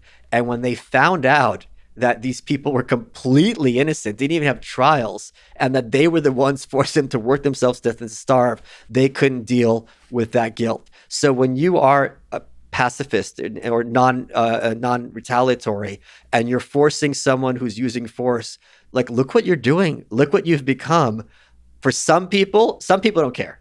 Like the guy in Scare Tactics, like I mentioned earlier. But for a lot of others, they're going to be like, okay, is this who I wanted to grow up to be? They will have that little flame of conscience that you and I talked about earlier. There will be like, how did I get to the point where there's this lady who wants to ride the bus and she's, lovely dressed, put together, and I have sending a dog on her? What kind of person am I? For some of those people, they're going to be like, okay, I can't be a part of this. I don't even understand the politics. I still am racist, but I'm not going to take part in this atrocity. Well, that was for him from the individual perspective. Perhaps he calls that Christian, but listening to that voice of conscience, like whatever that is in you. So for Tolstoy, it seems like anarchism from the individual perspective is silencing the rest of the world and listening to the for him probably God-given voice of conscience. Yes. And so that's what it means to embody anarchism for him. And to embody Christianity, I would think he would say. But he would see those as basically... Yes, correct. So in terms of forms of government, the Christian government is one that's no government. Yeah, correct. What do you think about that as advice for an individual? Turn the other cheek. Do you think... I tend to believe that that's a really good way to live. I think it's very underrated, and this is me talking. I think a lot of times when someone, let's suppose you're having an argument, but you have to pick your battles, right? Yeah. Let's suppose you're having a heated argument and someone says something very cruel to you. We are tempted to double down and hit back twice as hard. Right. But if it's someone who at all cares about you, what they're just in the moment, and you just stop and you just say, "Did you hear what you just said to me?" For some cases, that person will take a step back and be like, just like when I snapped at Michael at Bitstein years ago, I'd be like, "Wow, okay, this is bad. This is bad. I'm sorry." And they kind of, it's kind of like they have to get to 10 before they Control Alt Delete, to use your language. Thank you. Yeah, buffer overflow. I appreciate that. And for some, they're gonna just twist the knife. Yeah. But I think this is a very useful technique, and also you can also sleep well at night because you could be like, as much as this person tried to hurt me, I still didn't reciprocate. And yeah, I took that punch and it sucks, but at least I never said anything that I could feel guilty about. Exactly. Do you think that's ultimately a good way to implement anarchy in your personal life? Implementing anarchy in your personal life just means respecting people's boundaries. It means not forcing people to do things they otherwise wouldn't want to do. I think you then have to take case by case. Like, there's so many human interactions that are required for life. Sure. And there's tension and all those kinds of things. It's not always... Am I being naive or innocent? You're being so naive. No, Should I put the hat on? The hat's on the other head now. Well, I had to take off the hat because it's like Frodo with the ring. I was starting to feel like powerful. I wanted to give you orders, and I think there's ways of dealing with the tensions that are natural to human interactions that can't be simply, it's not as simple as saying you want to respect the freedom of others and the boundaries of others. It's like you both have to agree on stuff and work something out, and the mechanisms of that agreement, the game theory of that agreement, requires different hacks and strategies. Sure. And the question is, for an anarchist collective that's well functioning, what kind of hacks, what kind of ways of behavior are more likely to be productive and not? That's almost like the question. Do you want to turn the other cheek, or do you want to stand your ground really firmly? When somebody's an asshole to you, you walk away. Or when somebody's an asshole to you, you turn the other cheek and give them a chance to rise to the best version of themselves. Sure. And then find a common ground kind of thing. It's an open question of how to form those collectives when there's people with difficult childhoods and all that kind of stuff. Well, it also comes down to, what is your relationship with this person? Right. Is this out of character? If you and I got into a disagreement, all of a sudden you started getting very personal. First of all, I'd be very hurt, but then I'd be like, this is out of character for Lex. Right. I'm sure I could be like, whoa, let's take a pause here. Like, you're getting heated. Yep. I'm trying to work this out. What's going on here? And you get a kind of a meta conversation. But again, you and I have a relationship of mutual respect. So as opposed to if it was a stranger, who's just wants a piece of you, it's just like, you are coming at me not correct. I don't have to reciprocate in kind. I'm not going to shoot you, but I'm not going to pretend that you deserve respect when you're treating me with such contempt. I do defer, especially with people I know, because this is smart long-term game theory as well as the right thing to do. I do try to give them the benefit of the doubt at first, right? Yeah. Because if you're going to go aggro, you can't go back. But you Right. could always go from like, let me hear them out, and then I could go aggro. So there's a big asymmetry there.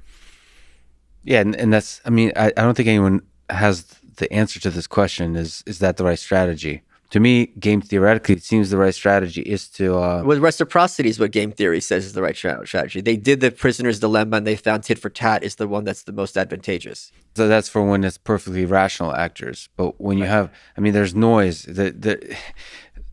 There's, I think, benefit to just, even if they keep being shitty to you, still being nice to them. Well, then there's for a the while. inverse where girls are turned off. Some people are like, if you're in a relationship, and not just girls, but like some people, when you're kind to them, they find you less attractive, right? Yeah. It's like that is kind of this weird, what am I supposed to do? Like, you're only into me if I'm mean to you. I don't want to be mean, but then I'm getting punished for doing the right thing. That's another tricky one.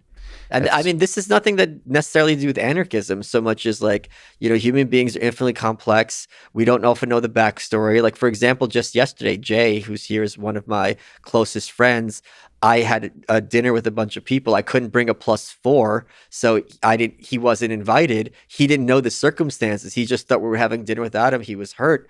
Once I spelled it out, he completely understood. And I felt horrible because for me to have any of my friends feel left out is just a very, very cruel thing. Yeah. And I felt bad, and I'm glad to apologize again publicly that's ended up being the circumstances. But yeah, it's a lot of times we're also in Plato's cave.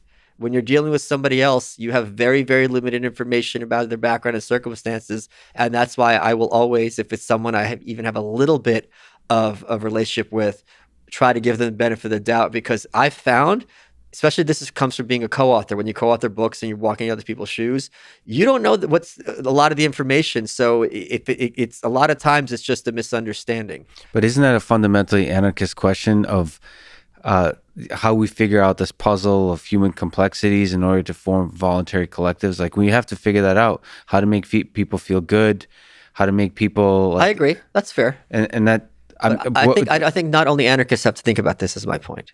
Of course. Well... But we have to think about it more than others do. Right. I feel like I should try to argue against anarchism at some point, out of love. Okay. Out of love. And so, because people... Out of joy.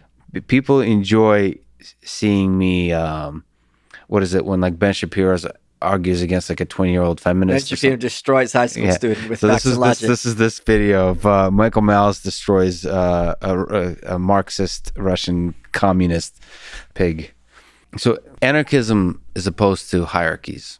Well, that's left anarchism, yeah. Anarcho-communism, yeah. The state. But there are many hierarchies that are not the state. We have a hierarchy here. This is your show. I'm deferential to you. Right, but they're, okay, rigid hierarchies. Forced hierarchies is the... Forced hierarchies. Yes. Forced hierarchies, okay. Yes. So do you think it's possible that humans, when left on their own accord, they form hierarchies naturally? Yes, inevitably, in my opinion. Inevitably. Which is why I disagree with the left anarchists. I think it's not a coherent thing to argue for non-hierarchical relationships, even in theory. It doesn't make sense to me. And I know the old school anarchists will call me stupid or uninformed, but I've never been able to even wrap my head around this claim that you could have relationships without hierarchy.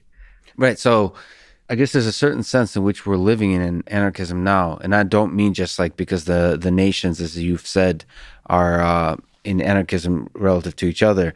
But isn't the United States just a collective that was formed in anarchy? And this is just the collective that we're operating under, this hierarchy that was naturally formed. It wasn't, well, the United States was not naturally formed. It was formed by force and by fiat. But to your point, I stress this throughout the book. I always say this: anarchism is not a location, it's a relationship. So yeah, you and I do have a hierarchy in that this is your show, but neither of us really has an authority over the other. Like, I'm here voluntarily. You can kick me out if you want. I can leave at any want. Neither of us has the power to force the other to be in this relationship we've chosen. My lawyer, I defer to his judgment. He's not forcing me to do it. He gives me his advice and I can take it or leave it. Same with the doctor. So there is a clearly like who's in charge and who's not in charge, but they're not in a position to impose their will on everybody else. And you could very easily see John is Stephanie's lawyer and Stephanie is John's doctor. And in each of those contexts, one has this position of ostensible authority over the other. So anarchism is in fact not some utopian crazy thing. It is the norm of human relationships where you meet people, you're not necessarily equal. Someone's going to be taller, someone's going to be stronger, someone's smarter, wealthier with others, but you're not at all thinking, I am here and I could tell you what to do, and you are legally or morally obligated to follow my wishes. That is the basis of anarchism. So in what way is the United States imposing by force something on you, do you think? If you leave your house, you will go to jail. My money being taken from you via taxation. Right. But don't you have the freedom to not operate under that? No, but that's like, yeah, like technically if someone comes up to you and mugs you and says your money or your life, you are making a choice.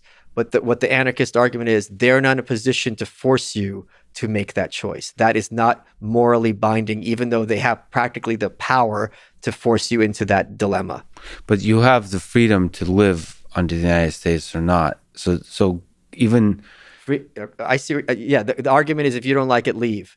Right? Not necessarily leave like geographically, but there's ways to live outside the force of the United States. There's ways, it's just very difficult to operate that way. But that's like saying you could outrun the mugger, which is true. But the issue is, does that mugger have the right to tell you at gunpoint, you're either giving me your money or I'm going to shoot you, or secret plan C, you get to run away?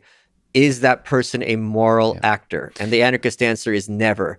And the difference, just one more thing, the anarchist view is the difference between that mugger and the government is only an air of legitimacy. Literally, they're morally identical. So is it possible that every hierarchy that gets big enough and successful enough such that it can monopolize a bunch of services it provides, isn't it always going to be amoral? In your sense, the way the United States government is amoral? Well, I don't want to say just like the United States government is immoral, because that implies the United States government is uniquely or especially immoral. Right, government. I just want to clarify that, because I know you didn't mean that, and I don't want that to be the implication.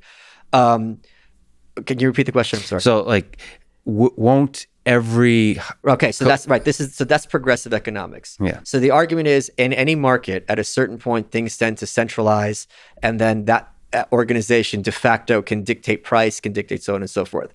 That is completely ahistorical. If you look at any market, the trend is always towards decentralization. The music industry, right? When we were kids, there were 4 or 5 record labels. They were the ones who made all the songs that you're going to see in the Billboard Top 100 with a few exceptions. Now anyone can go to direct to market.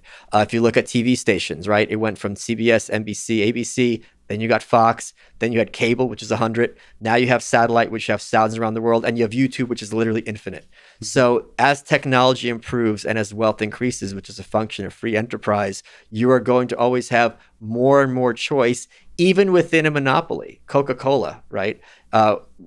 This is an example I used, I think, in the New Right. When we were kids, every terrible comedian would be like, oh, now they've got diet caffeine-free Coke. What's next? And it's like, yeah, that's good. You want to have, what was his name? Kamen, the guy who invented the Segway. If you go, Dean Kamen, if you go into some restaurants right now, you will have those machines where you have like 80 kinds of Cokes, and then you could have whatever flavor you want to add to it, grape, cherry, lemon, lime, so on and so forth. So in any field, you're going to have more and more competition. You're going to have less competition and less choices when the state gets involved, because the state wants control. The state wants one big neck with one leash around it, and that way it could just pull that dog in one direction or another. And you saw this last year with the lockdowns. Carol Roth wrote this amazing book called The War on Small Business, and she talked about, we have seen for the first time in history a massive wealth transfer from small and medium business towards organizations like Target and Amazon, who made trillions of dollars last year, whereas mom and pop, which to me at least is like the acme of American achievement. You come to America, you have a fruit stand, a laundromat, you make socks, whatever it is, you're that unique artisan creating something special. They're the ones who didn't last, whereas Target and Amazon did. So when you have the state involvement, it will always be in favor of Jeff Bezos. And for the simple reason that it's going to be a lot easier for Jeff Bezos to get Nancy Pelosi and Mitch McConnell on the phone than it is for me making socks on Etsy. But your sense is that there'll be less and less over time Jeff Bezos is, like whatever industry we look at, there's a trend towards decentralization across all industries. And when I say decentralization, I just mean choice, right? So if you look at, again, networks, if you were in the 80s and you had a network just for LGBT issues, first of all, it's going to be completely heretical. That's not going to happen. And there's not going to be enough necessarily people identify as that to have an audience. Then there was something called Logo. They have that. And there's lots of other shows like that in this way. So more specific, look at websites.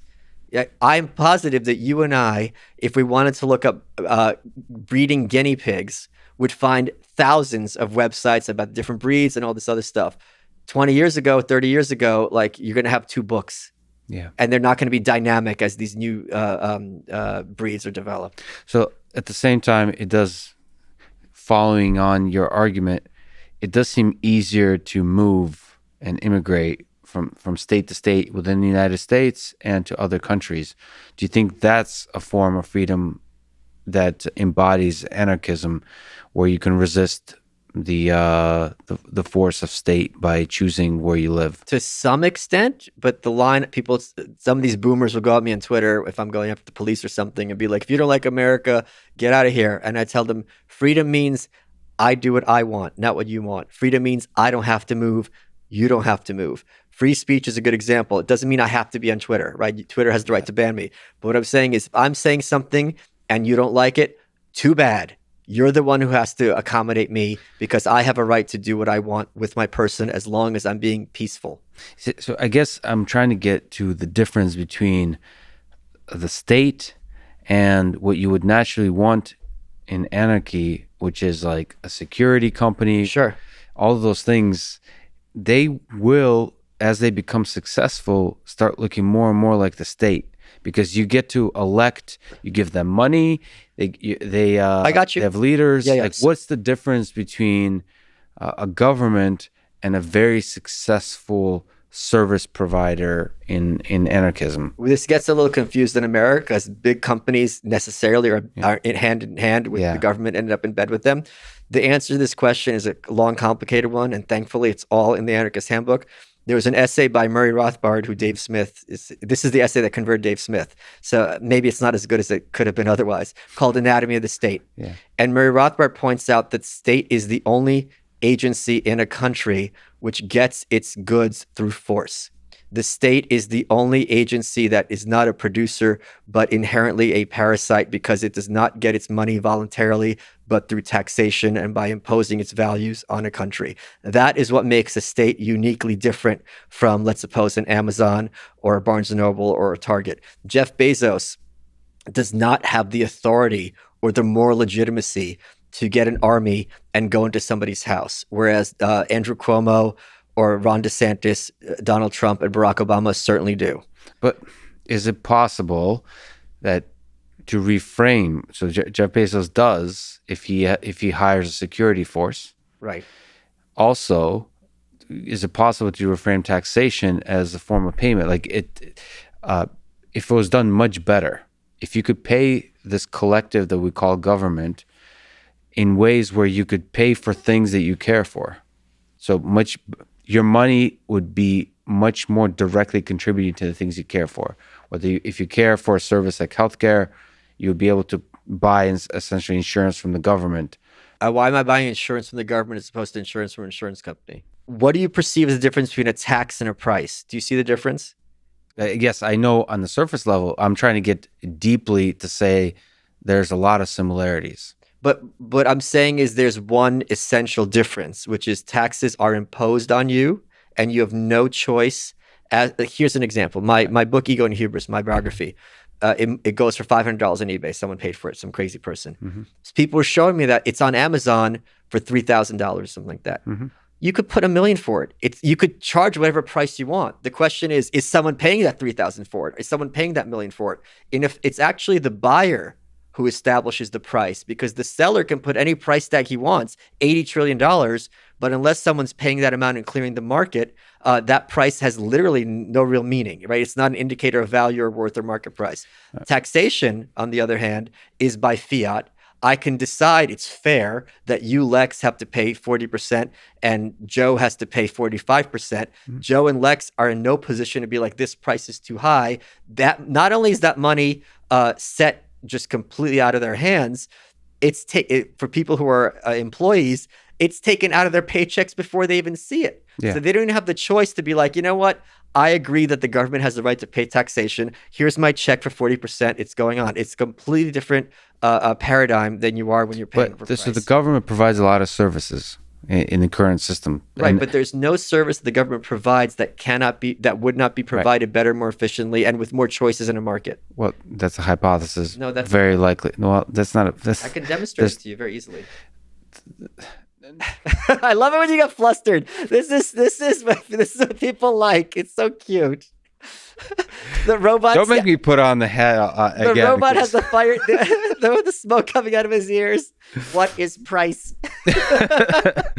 Okay, so I will tax love. Like people like. I think of the government as a kind of subscription service. No, that's the anarchist view.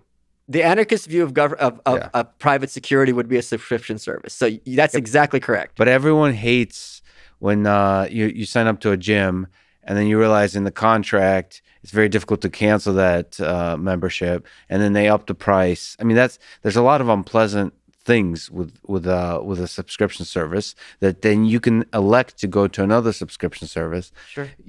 Or you could go on Yelp and complain, and if there's enough people do that, the gym will be receptive. Look at the power of Yelp versus the power of the vote. Well, we could talk about that too. So you're saying Yelp is more effective than voting. Yes. The thing is, I agree with you, but you take a further step. You say that Yelp is ethical and moral, and voting is amoral, or like not voting, but government is Correct. Amoral. So like, it's not only is one more efficient than the other.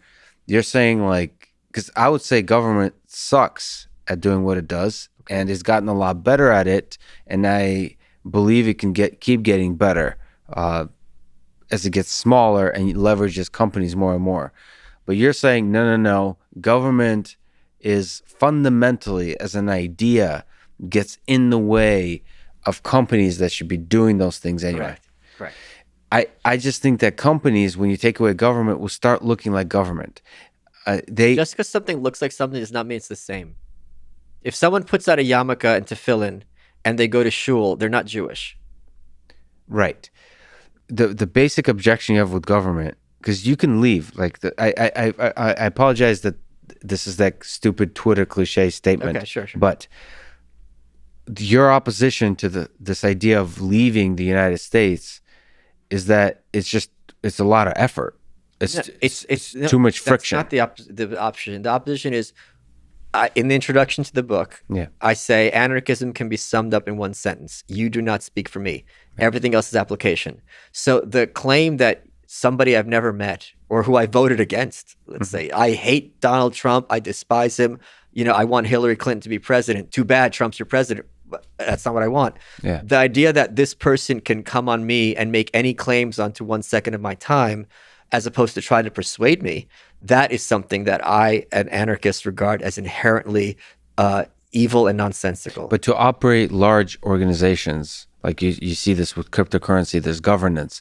You have to make difficult decisions. There's a block size wars for Bitcoin. Sure. So there is a voting mechanism often with membership when you're a subscription service. But see, the thing is, you're using these words and you're switching definitions, because like if I go to a store, I can technically say I'm voting for Tropicana orange juice as opposed to another one, but to kind of say, oh, well, you're making a choice, therefore every choice is a vote. I think that's something that the Venn diagram is not. No, there. I literally mean vote in this case, not money. Okay. Like there's some decisions, like should Bitcoin increases block size? Okay. There's a bunch of different, they're called soft forks or hard forks. Oh, I'm not saying you should never vote. Like stockholders have to vote, right? Exactly. But there's no pretense. Let's look at this.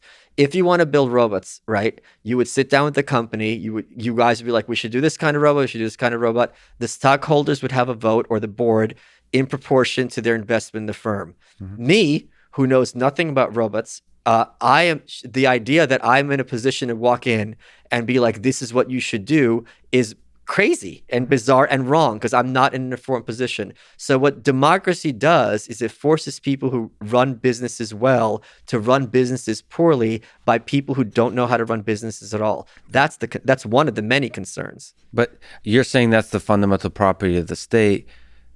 I have a sense that the state could become as effective as what we think of as companies. I mean, this is why they can't, because the state does not have access to data the way that firms do. And this is one of Ludwig von Mises's great points, what he called the calculation problem. If I'm looking at comic books, right, and I have Detective Comics, if Detective Comics 26 is 1,000 and Detective Comics 28 is 1,000 and Detective Comics 27 is 50,000, that is telling me that even if I don't know anything about comics, that Detective Comics 27 is either very, very scarce for some reason or very, very desirable. It's the first appearance of Batman, whatever, but you don't need to know that to just look at this data and be like, okay, this is the market, tell me something. If prices are set by the government, which the government is a monopoly, I have no way of picking those winners or losers. Mm-hmm. I don't have that data of supply and demand of an entire nation or a world of people making individual decisions and having price be dynamic and informing me as the organization where I should allocate my resources. So the price is a really strong signal. Yes. That allows you to operate a voluntary collective where people get what they want. And don't get what they don't want. And it tells me what to produce, what not to produce. And it also is great because if I see this podcasting industry, which didn't exist 5 years ago, and now these people are making bank, that tells me as someone who's an investor, okay, they're making 50% profit, whatever, 10% profit on their capital. In the plant industry, it's 2%. If I'm going to further my capital into this 10%, and that's going to lower the profit rate as that builds up. And that is how markets are regulated voluntarily. But the word government, I just think it's possible to have collectives that of human beings that represent others based on their voluntary. Yes, of course. You have private governance. Absolutely. Right, private governance. Any company, you're going to have a CEO, you're going to have a board of directors. Yeah. But then it starts to look very similar to me, a successful private governance mechanism at a scale of the United States starts looking a whole lot like the current government of the United States. Even Amazon, I don't think is anything close to the federal budget, size-wise or budget-wise or power-wise. No. So you're saying it's not even state. It's almost like anything at that size. You want to keep things smaller.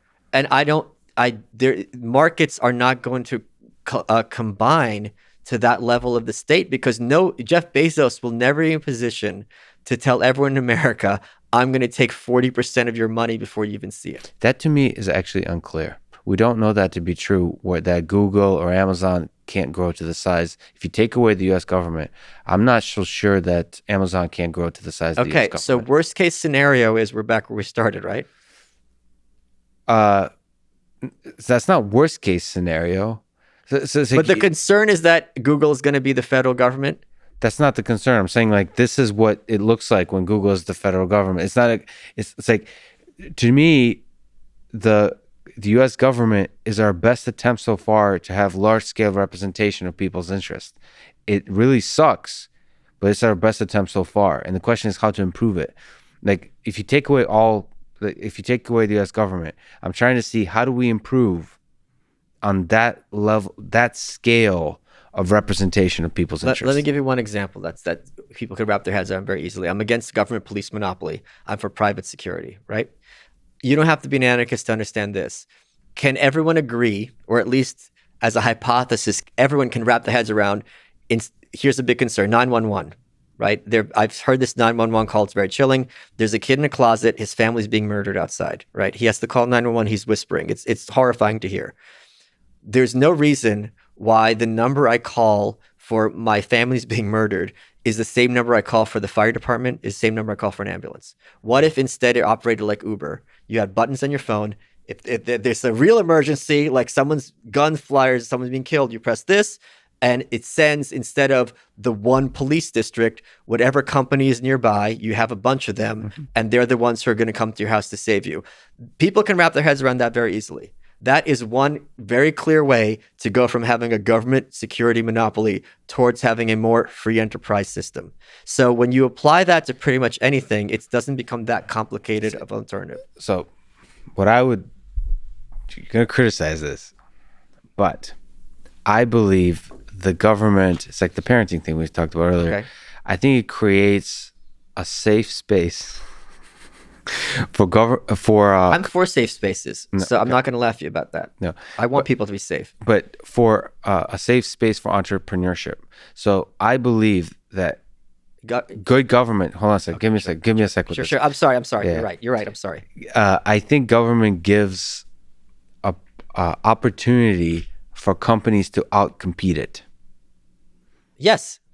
So UPS, FedEx, 100%, not a question. So I believe you need to have Private schools. Government to give a chance for UPS, FedEx, for SpaceX. Oh, there's an X in there, to pop up, and then government will naturally back off from that place. So like but you need the innovator to step in and build the thing. Okay. Like you can't just. When has government ever backed off though? That never happens. From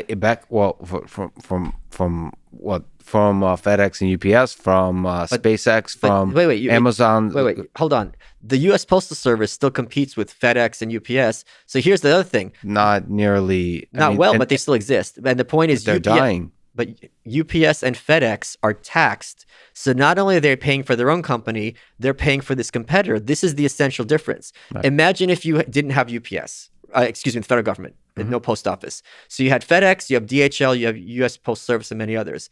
How about in this scenario, UPS has the capacity to take 20% of FedEx's, DHL, and courier's money and put in their own pocket, and they never have to do anything in return. This is going to be an enormous advantage of UPS. And then when you add the addition that UPS is not necessarily going to be more efficient than the others, this is going to be a huge distortion in the market. Can you imagine if your podcast, you just automatically got 20% of the views of everybody else?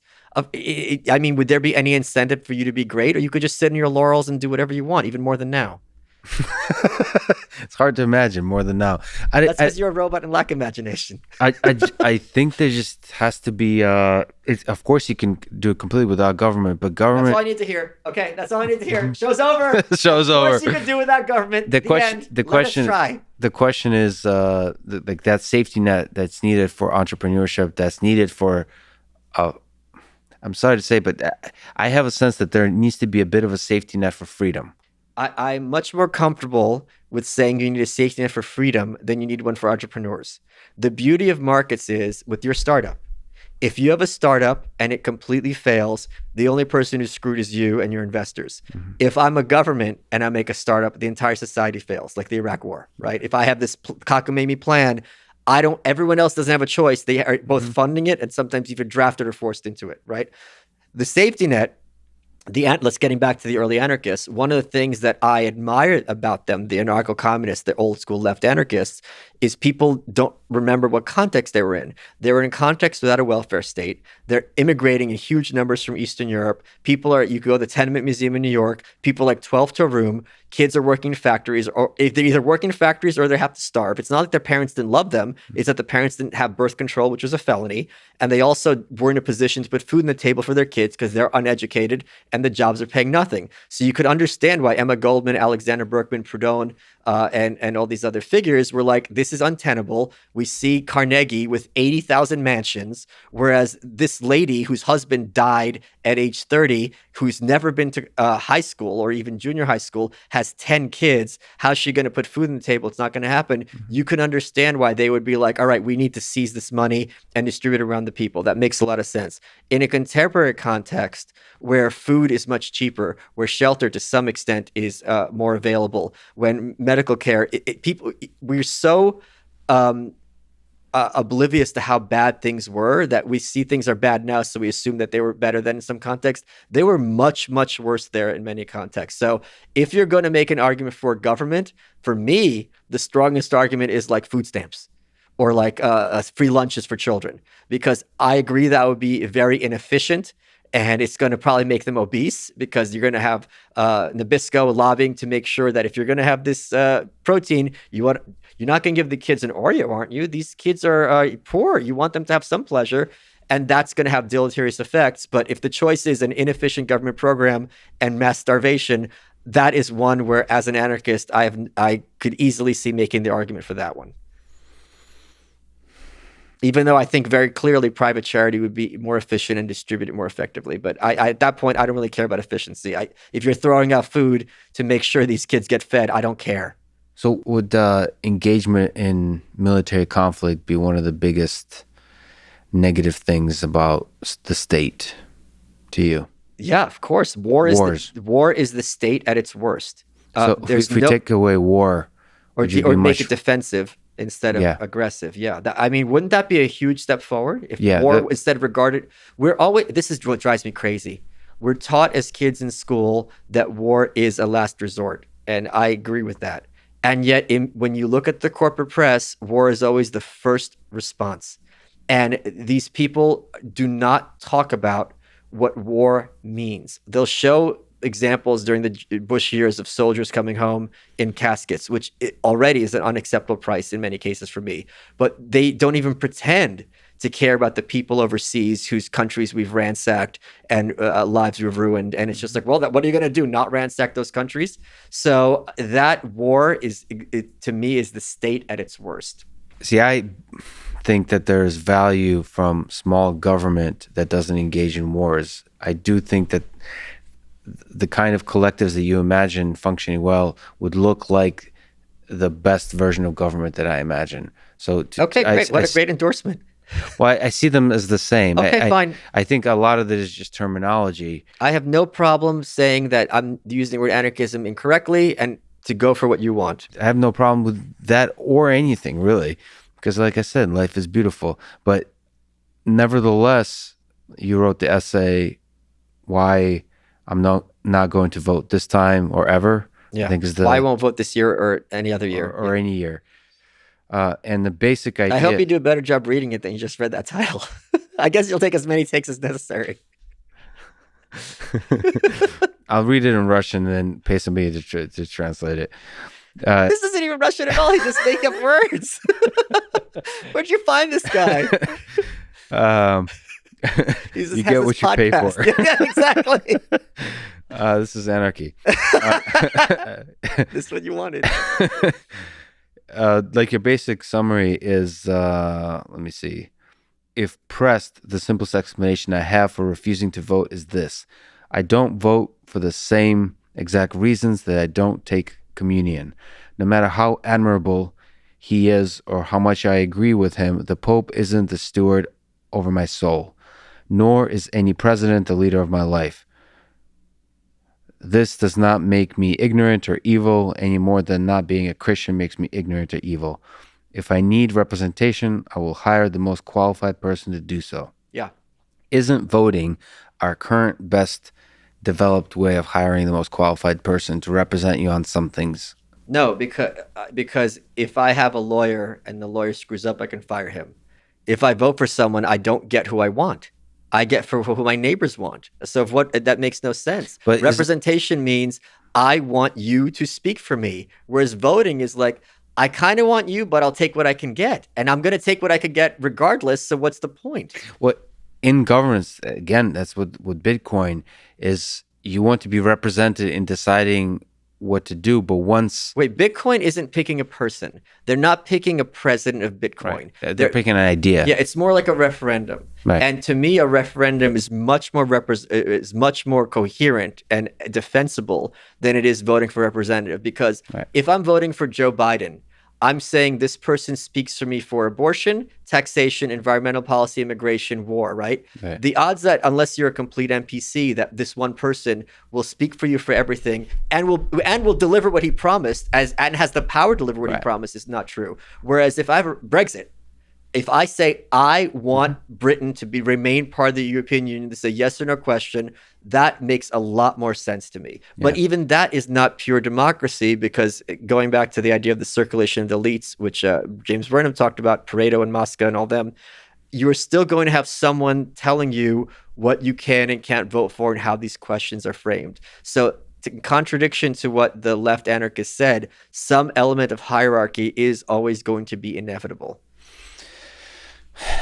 So, listen, I agree with this aspect very much so, that we should be voting for ideas and issues, not voting for leaders, for leaders to represent us across the full spectrum of issues. Right. It seems to make no sense. Okay, good. Man, this is great. But I do think there should be a leader. I do believe in voting for representatives to debate, to be communicators of ideas to us. But let me start interrupt you. But you could have those two things. For example, wouldn't this be an improvement if they have that now? You have a referendum. Do you want tax rate to be 30 or 40, whatever percent? Yeah. You have the guy leading the campaign for 50, fight for 50. Then you have the lady leading the campaign for 40, fight for 40. They'll go out there. They can have debates. They can talk about the issue, but you're still not voting for one of them. You're voting for the issue. That makes much more sense to me than I'm going to vote for him and hope that he puts forward 50, and that depends on 99 other senators. Right, exactly. And but also, I mean, I do like the idea of voting for certain people to debate certain ideas. Yes. Right? I think that's a major improvement. But the final vote should be based on the idea. So, okay, so we agree. That would be nice to have, plus no wars, and then you'll stop tweeting so aggressively. And to decriminalize things that don't hurt people. Drugs. Victimless crimes. Drugs, especially prostitution, is a big one. And this is me talking, Mr. All cops are criminals. There's no one, or maybe other than like abused children, who needs access to the police other than sex workers. Yeah. They're the ones who are the most likely to really put themselves in a dangerous situation. So they need to be able to call security, because that's why they have pimps. Because you're a woman dealing with some strange dudes who are a lot of the time going to have weird kinks.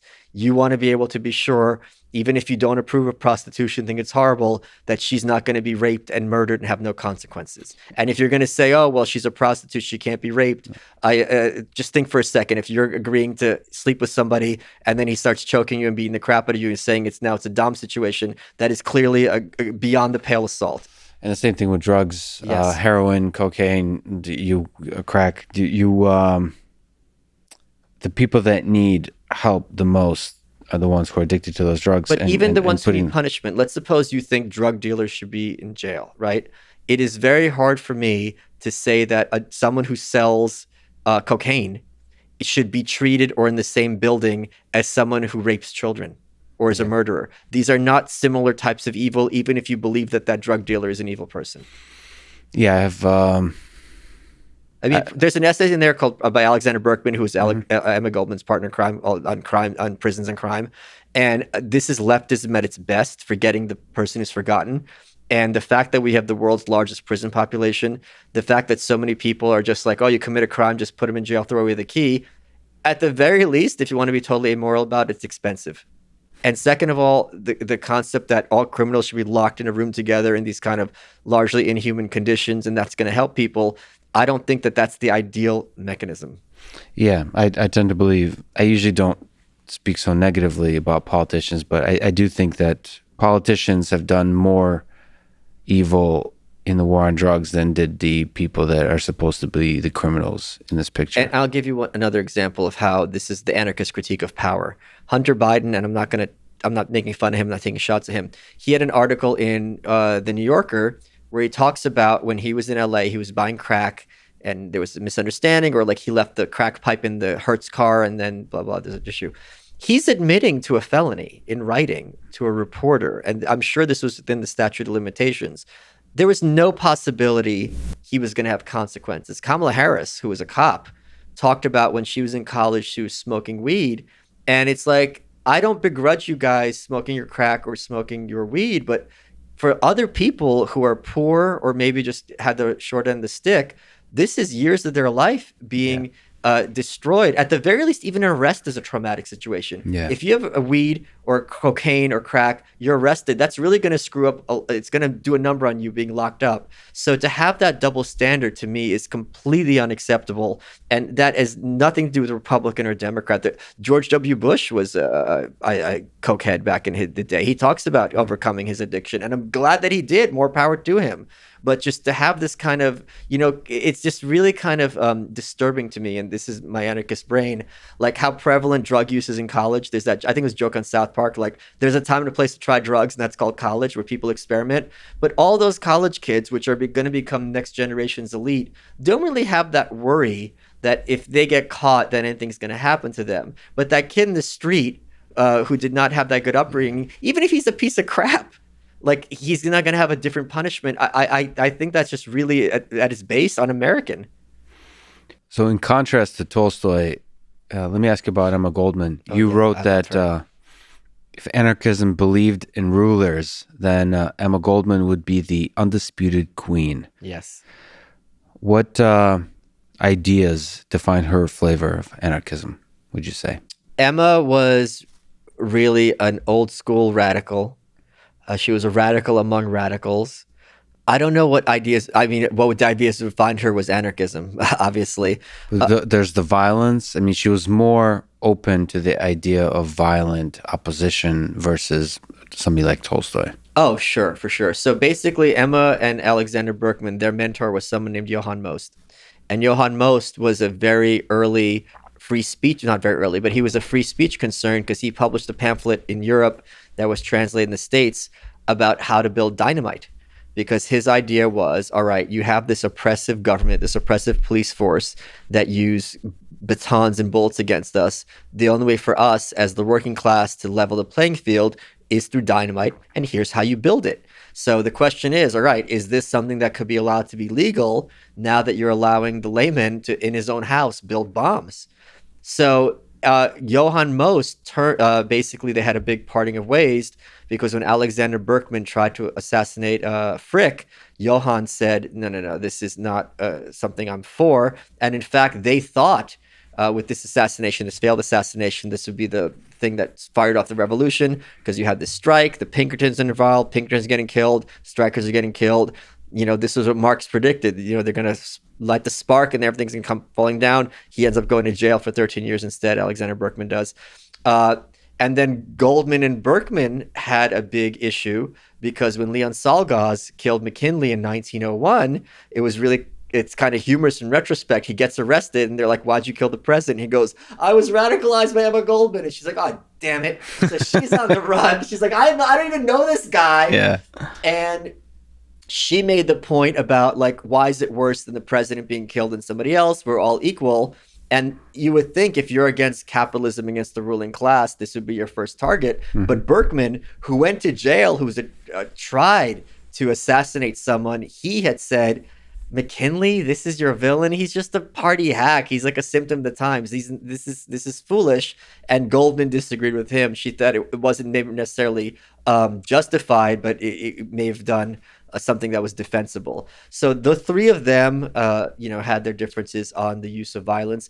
And in fact, when she came back from Russia and was denouncing it in her book, My Disillusionment in Russia, My Further Disillusionment in Russia, the last chapter, she goes, look, I'm not saying I'm against violence.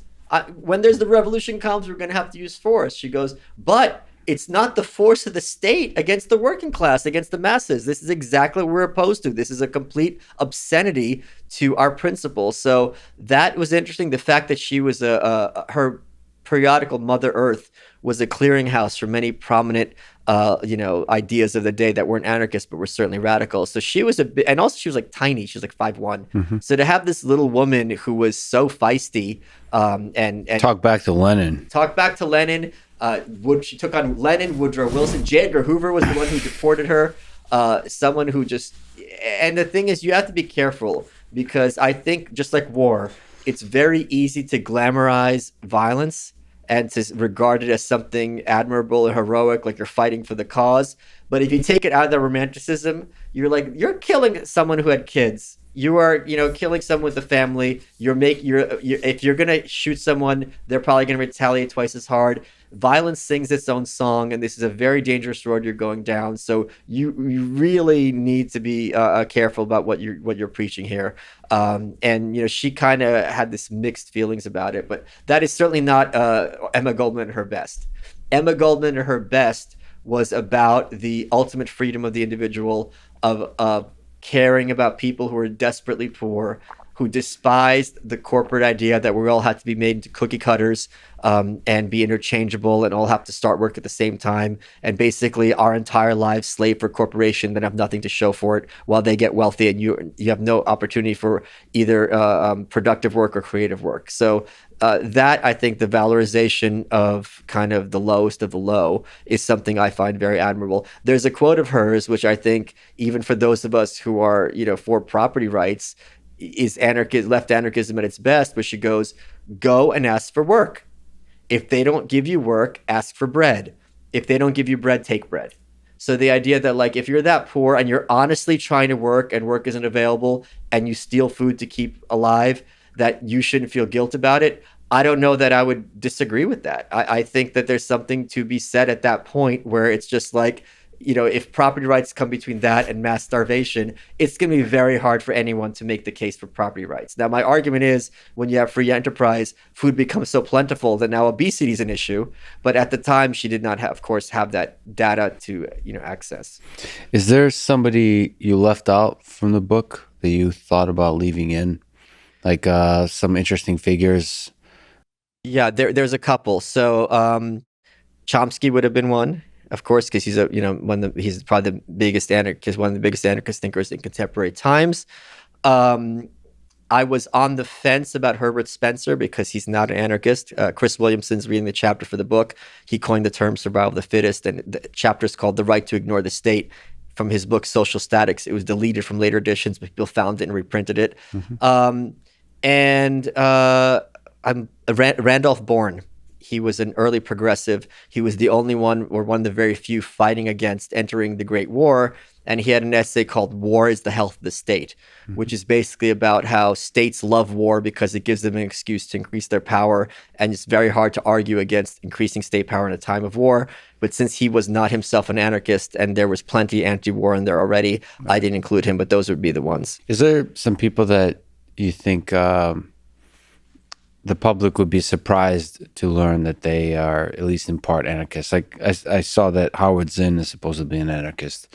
I mean, is there just like Tolstoy is an anarchist? Is there some people like that you think in our modern life that would be surprised to learn they're anarchists? I can't think of any off the top of my head. I mean, you could say Karl Hess, who was like Barry Goldwater's speechwriter from the 1964 campaign, but he's hardly a household name. Yeah. I mean, I think a lot of people would not ascribe to that term, but are certainly informed with this complete distrust of all authority. Murray Rothbard had an essay. If I didn't include Anatomy of the State, I was going to include this one. It's much, much shorter. And his question was, who are our allies and who are our enemies? And the point he made is there's lots of people who would call themselves anarchists who are of little use, whereas someone who is still like a minarchist or for government, but genuinely hates, the question Rothbard had is, if there's a button and if you could press it, you would end the state. Would you press it so fast your finger would get a blister? Those are allies, even if they're, somewhat of a minarchist. So I think that is kind of a better lens of looking at it. And I don't think anyone needs to really ascribe to anarchism as a whole ideology, insofar as you're seeing right now many people in certain fringe elements are just essentially or decreasingly fringe and increasing mainstream elements are realizing that this idea that whatever the state does is somehow morally binding or legitimate is something that at least bears strong questioning. Sure. And I mean, I guess there's a lot of groups like the libertarians, for example, sure, have some element of that. Oh, sure, for sure. Of harsh questioning of the ways of government. And also, I think what I love, I mean, if there's one issue where I would want people to have this kind of analysis, it is war. And it is like, okay, are you really sure? Because this is 100% going to result in a lot of people being killed, a lot of people being traumatized, a lot of people who are never going to recover, children, innocent people. Are you really sure this is the right thing to do? And I think a lot of times the answer is, well, it's the profitable thing to do. And that is, I think, again, government at its absolute most venal and worst. You, Michael Malice, in many ways, are a New Yorker. Oh, yes. I'll give you one example. I don't know where Austin is on the map. No idea. Not even kidding. But does it even matter? It doesn't matter. But nevertheless, you've decided to move to Austin. Yes. why do you think you're moving to Austin? Or why do you moving both to Austin and away from New York? This was one of the I hate it when people talk like this, but I'm gonna do it anyway.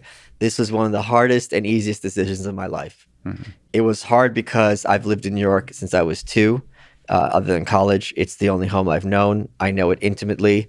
I know all the cool spots. I love it with every fiber of my being, or I did. It was very much, ingrained in my personality, my outlook about what cities can be and can't be and should be and shouldn't be. Deciding to move was not done, but when you see your crew, your chosen family, one by one whittling away, it's not easy. They all left. There's just a couple of us left in New York, and I don't see any mechanism by which New York is going to improve. Things are getting much worse all the time. It's just completely outrageous. Here, I have a huge crew. I didn't realize how much cheaper real estate is than in New York. This is another way. So New Yorkers are the most provincial people on earth who are completely oblivious to the rest of the country. So for a long time, the argument was New York versus LA, right? For certain types of people. And they would say LA is cheaper in terms of rent. So in New York, let's suppose the rent is 1,000, LA was 700, but you'd have to get a car. I'm like, this is kind of a wash. So I assumed Austin would be like 80% of New York prices. And I'm looking at these houses, and for like 700,000, you could get a house here that would cost like 3.5 million in New York. Yeah. So, and you could have a gun, and it's just like I could have a yard, and I could have a dog, and I could have a 3-bedroom, and I could have aquariums and my weird plants. So to have all that, and it's just to have. I am very, very lucky that I have such a supportive crew, and they're also very smart.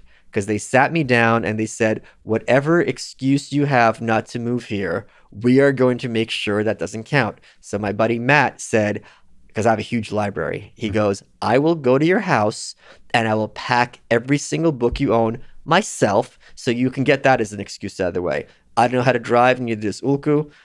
She's like, we're going to take driving lessons together. There goes that excuse. How do I find an apartment? They're like, we'll go with the realtor. We'll take pictures for you. We'll report back. You could trust our judgment. And I'm like, I would do that. That sounds like fun. Shopping for houses. I don't have to buy them. Yeah. Then Matt just yesterday had the idea, goes, come here, rent a furnished apartment for a few months. You don't have the pressure of buying. And it's going to be an easy transition. The rent's not going to be anything compared to New York. I'm like, these are all very valid things. You're here. Lots of other people. By the way, that's what this is I made sure that's renting month to month. Oh, this is rental. This is rental. Oh, you didn't realize this? I thought you bought this. No. Oh, This is rental. Talk. Why? I thought you bought it. No, it's rental. Well, I really value freedom. Yeah, So of course. Who are you talking to? Have you heard of this thing, Freedom? It's really great. But not everybody, the implementation of freedom is different for everybody. Of course. For me, I don't want to make a statement about others. I'll just speak for myself. I think when you buy a house, that is not just a wise financial decision or all those kinds of reasons that people have, investment, all those kinds of things. I think it's also a hit on your freedom, because the positive way to frame that is you make it a home. Yes. So you have a deep connection to it. But the negative way to frame it is you're now a little bit stuck there. Yeah. And you may stay there way longer than you should when much better opportunities for life come up. There's stages in life when you're not sure exactly what the future will hold. I would argue that's very often the case, basically at every stage in life. And I just want to make sure I maximize the freedom to embrace the most ambitious, the craziest, the wildest, the most beautiful opportunities that come by. You've actually brought this up too, because I said I really enjoyed the conversation with you and Yaron. Yeah. Like you talking to you and somebody else. I think you make a really significant effort. And you've said this before, but it really is true, and it stands in contrast to other folks who are also good conversation. You really make an effort for that person, like to meet the person. Oh, for sure. And that's you made me realize it's kind of it's an art form, but it's also just it's a thing worth doing, of putting in that effort and that leap of humanity to like reach whether you're talking to Dave Rubin or Alex Jones or Joe or me. Just Yeah, those are different human beings, of and then course. taking that leap is fascinating. I mean, do you have how do you think about that? I'm a huge introvert, as you are, I think. I feel very, very, very lucky that I get to get on a mic and run my mouth, and Yeah. for some reason, people like this. So I know what it's like to have a good convo, and I know what it's like to have a bad convo. Mm-hmm. So before I'll do a show, I will have like some things I would want to talk about, and then I'll think about how to say them in an engaging way. So I do my homework in that regard. I'm also very good at, or I pride myself at, taking people who are cerebral or intellectual and making them a little bit silly, but also making them feel safe to be silly, because I'm not going to be making a buffoon of them, that we're having fun as opposed to disrespecting the person. I think we all saw that with Yaron, who's very cerebral, very serious, but we were all cracking jokes, and he was having a good time. And he knew, even if I'm making fun of him to his face, it is coming from a place of kindness, and he's in on the joke, and we're all having fun. Yeah. That is something I try to do as much as possible. I had an episode of my show a couple of weeks ago, and someone who's been a friend of mine for a long time and someone I admire a lot, Elizabeth Spires. She was the founding member of founding editor of Gawker. She's worked for the Observer, for Jared Kushner. Her resume second to none. And she was on my show, and she was talking. Her politics are pretty straightforward, like corporate journalist, blue-pilled politics. And my audience was very upset that I wasn't pushing back or like whatever. I'm like, my job, if someone is coming to a place where like the audience is at least going to be somewhat hostile, is not to make her have negative consequences for doing something that she didn't need to do. My job is to make sure that the experience is a positive one for her as the host. So when I'm the guest, I always feel that my job is to make the host look good and make the host not feel like it's work. And the audience really likes that, because instead of it being an interview or intense, it is a conversation. Nine of us know what's going to happen. And so this is something I think about a fair amount, and I try to apply. And insofar as I do it successfully, I'm delighted. And there's times when it's not successful, and that's a shame. But all we could do is do our best. Yeah, I really enjoyed that conversation with her. I was surprised by the dislikes and all that kind of stuff. Well, one of the things I always talk about is I don't care what my friends' politics are. I care about if I'm having a bad day, can I call them up and ask for advice? And Elizabeth has been there for me in the past. And then when I do it on a camera in front of mics, people are freaking out. I'm like, I'm practicing what I preach. The relationships are more important than someone's political views, and it's not hypocrisy at all to demonstrate that and not to push back. And there was great humor there. You're both a bit of trolls in very different ways, but nevertheless, that connection, the humor, and the mutual respect and love that was all there. Her. Yeah, she was fascinating. You've talked to Alex Jones a couple of days ago. Sure, yeah. You've talked to him many times before, but you've had him on your podcast this week. Yeah, this week. I was kind of surprised that he mentioned that human-animal hybrids was like the main conspiracy that people should look into to open their eyes to the to the globalists, to all the conspiracies that are out there. Was that surprising to you? No, because I came in there with questions, and I was very focused on corralling him and having it be like a kind of a coherent intellectual conversation. That was a really, really good. It was only an hour, but it was a very good conversation. Yeah, thank you. The response was overwhelmingly positive, and I'm like, all right, I'm in a unique position because Alex, I met Alex. Well, that's not true, but I was with Alex on Tim Pool a couple of times. It was mayhem. It was anarchy. And I'm like, all right, but the thing is, what people enjoyed is I was the one who was basically able to translate Alex's. He's obviously very performative. And a lot of times Alex will say things that are not really particularly controversial, but he'll say them in such a way that it sounds crazier than it is. I think Joe's made this observation as well. Yeah. So what I wanted to have him on my show is, all right, let's go through all these conspiracies, which have validity, which don't. And I knew if I asked him, because he's got a lot of historical knowledge, even if you think of a lot of it's nonsensical, let's sort out the wheat from the chaff. because everyone has someone crazy in them. I have this expression: you take one red pill, not the whole bottle. You take the whole bottle of red pills, you assume literally everything in the media is a lie. That's just not a coherent position to have. Is the weather a lie when they tell you that the temperature is going to be wrong tomorrow? So that was fun to watch him go through that. And he felt bad because he felt, incorrectly, in my opinion, that he was needlessly aggressive and disrespectful toward me on Tim. I didn't feel disrespected at all. It got heated, but I didn't take it personally. People have heated debates all the time. So I think he promised me he wouldn't interrupt and we'd be deferential, but that because he promised to be on his best behavior, that gave me an opportunity to address him seriously and not to bring the clown aspect out of him, which is easy to caricature him. My friend Ethan Suppley, who I'm sure people know, played basically a character based on him in The Hunt, because Alex is kind of this cartoon archetype. So it was really fun to get another side of him.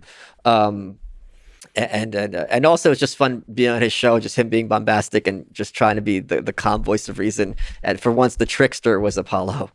Well, I like this thing he said before, and that's what makes me the most interested in Alex, is the Nietzsche quote about the gazing into the abyss. I think he said on your show that he has become the abyss or something like that. I think that makes him fascinating, that when you really take conspiracy theories seriously, the kind of effect it has on your mind, that to me is fascinating. Well, can I say one thing? The term conspiracy theory. If you ask any layman, like, it's like this: you say, "Do you like puppies? I hate them. Do you like baby dogs? Oh, they're the best," right? People, the human mind is capable of doing this. Yes. So if you ask people, do you think extremely powerful people often get together and manipulate data or rules in order to further their power and control and maintain it? I think 90+% of people will be like, of course. Then you say, oh, so you believe in conspiracy theories? Oh, no, that's for crazy people. Those concepts are identical. Now, that term is used for people who are like, all right, there's conspiracies in government to experiment on people, like Tuskegee. This is not in dispute. The CIA has, unsealed things, Operation Mockingbird, so on and so forth.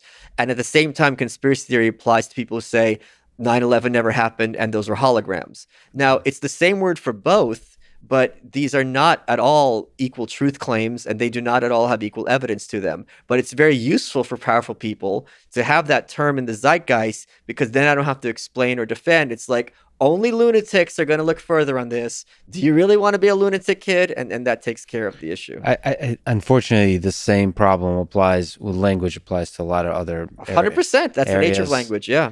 It's used not just to communicate, but to obfuscate. Obviously, that could be fixed by coming up with different words to label conspiracy theories that are much more likely to be true. Yeah, and like power elite analysis is basically a conspiracy theory. Well, this is the black pill versus white pill question. Sure. With the abyss. Do you think thinking about these things can destroy the mind? Can make you deeply cynical about the world? Yeah, because if you are thinking that you are not aware of, or no one is aware of, who's controlling things and that the level of their control, it gives you the sense of powerlessness and hopelessness. Yeah. And my counter is the people in charge, one of the reasons I'm an anarchist, are nowhere near as smart and crafty as you think they are. And certainly maybe the ones complete in the shadow maybe are, but the ones who are in the public face most certainly are not, as social media has demonstrated. When you look at how senators and Harvard professors tweet, these are not, intellects that you're in awe of, to put it mildly. So I think that kind of takes the bloom off the rose to a great extent. You mentioned that you've been doing a lot of amazing things, been truly joyful recently. Yeah. What, I don't know if you have a bucket list.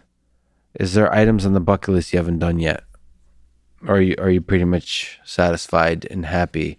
And if you die today, if I murder you, you'll be happy. I could die today. Is there an item on the bucket list you want to get done?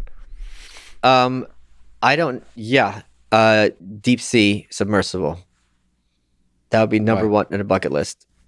Why? Because that's where all the most interesting zoology is. And to be there in a place where like virtually no human being has been, and to see these God's mistakes in their natural environment. My friend coined that term, God's mistakes. If you look at deep sea creatures, you can imagine God making some animal being like, oh God, this is hideous. I'll just throw the bomb in the ocean. No one's going to see this. So that would be my number one bucket list thing. I would say go to the White House as a guest would be a bucket list thing. Go to Russia would be a bucket list thing. Um, I want to go, these are secondary, like go to Eritrea would be a bucket list thing. I've got a long list of books I need to write. I don't know if that's really a bucket list per se. Um, uh, there's not that much. What I'm at a point in my life is once you cross off certain things, you basically, instead of driving the car, start surfing. And just amazing thing. I talked to you about this medical thing, before we started. Yeah. At a certain point, and I'm sure this happens to you because your platform's a lot bigger than mine, all sorts of things start coming your way that you never would have thought of. And you're like, this is pretty darn cool.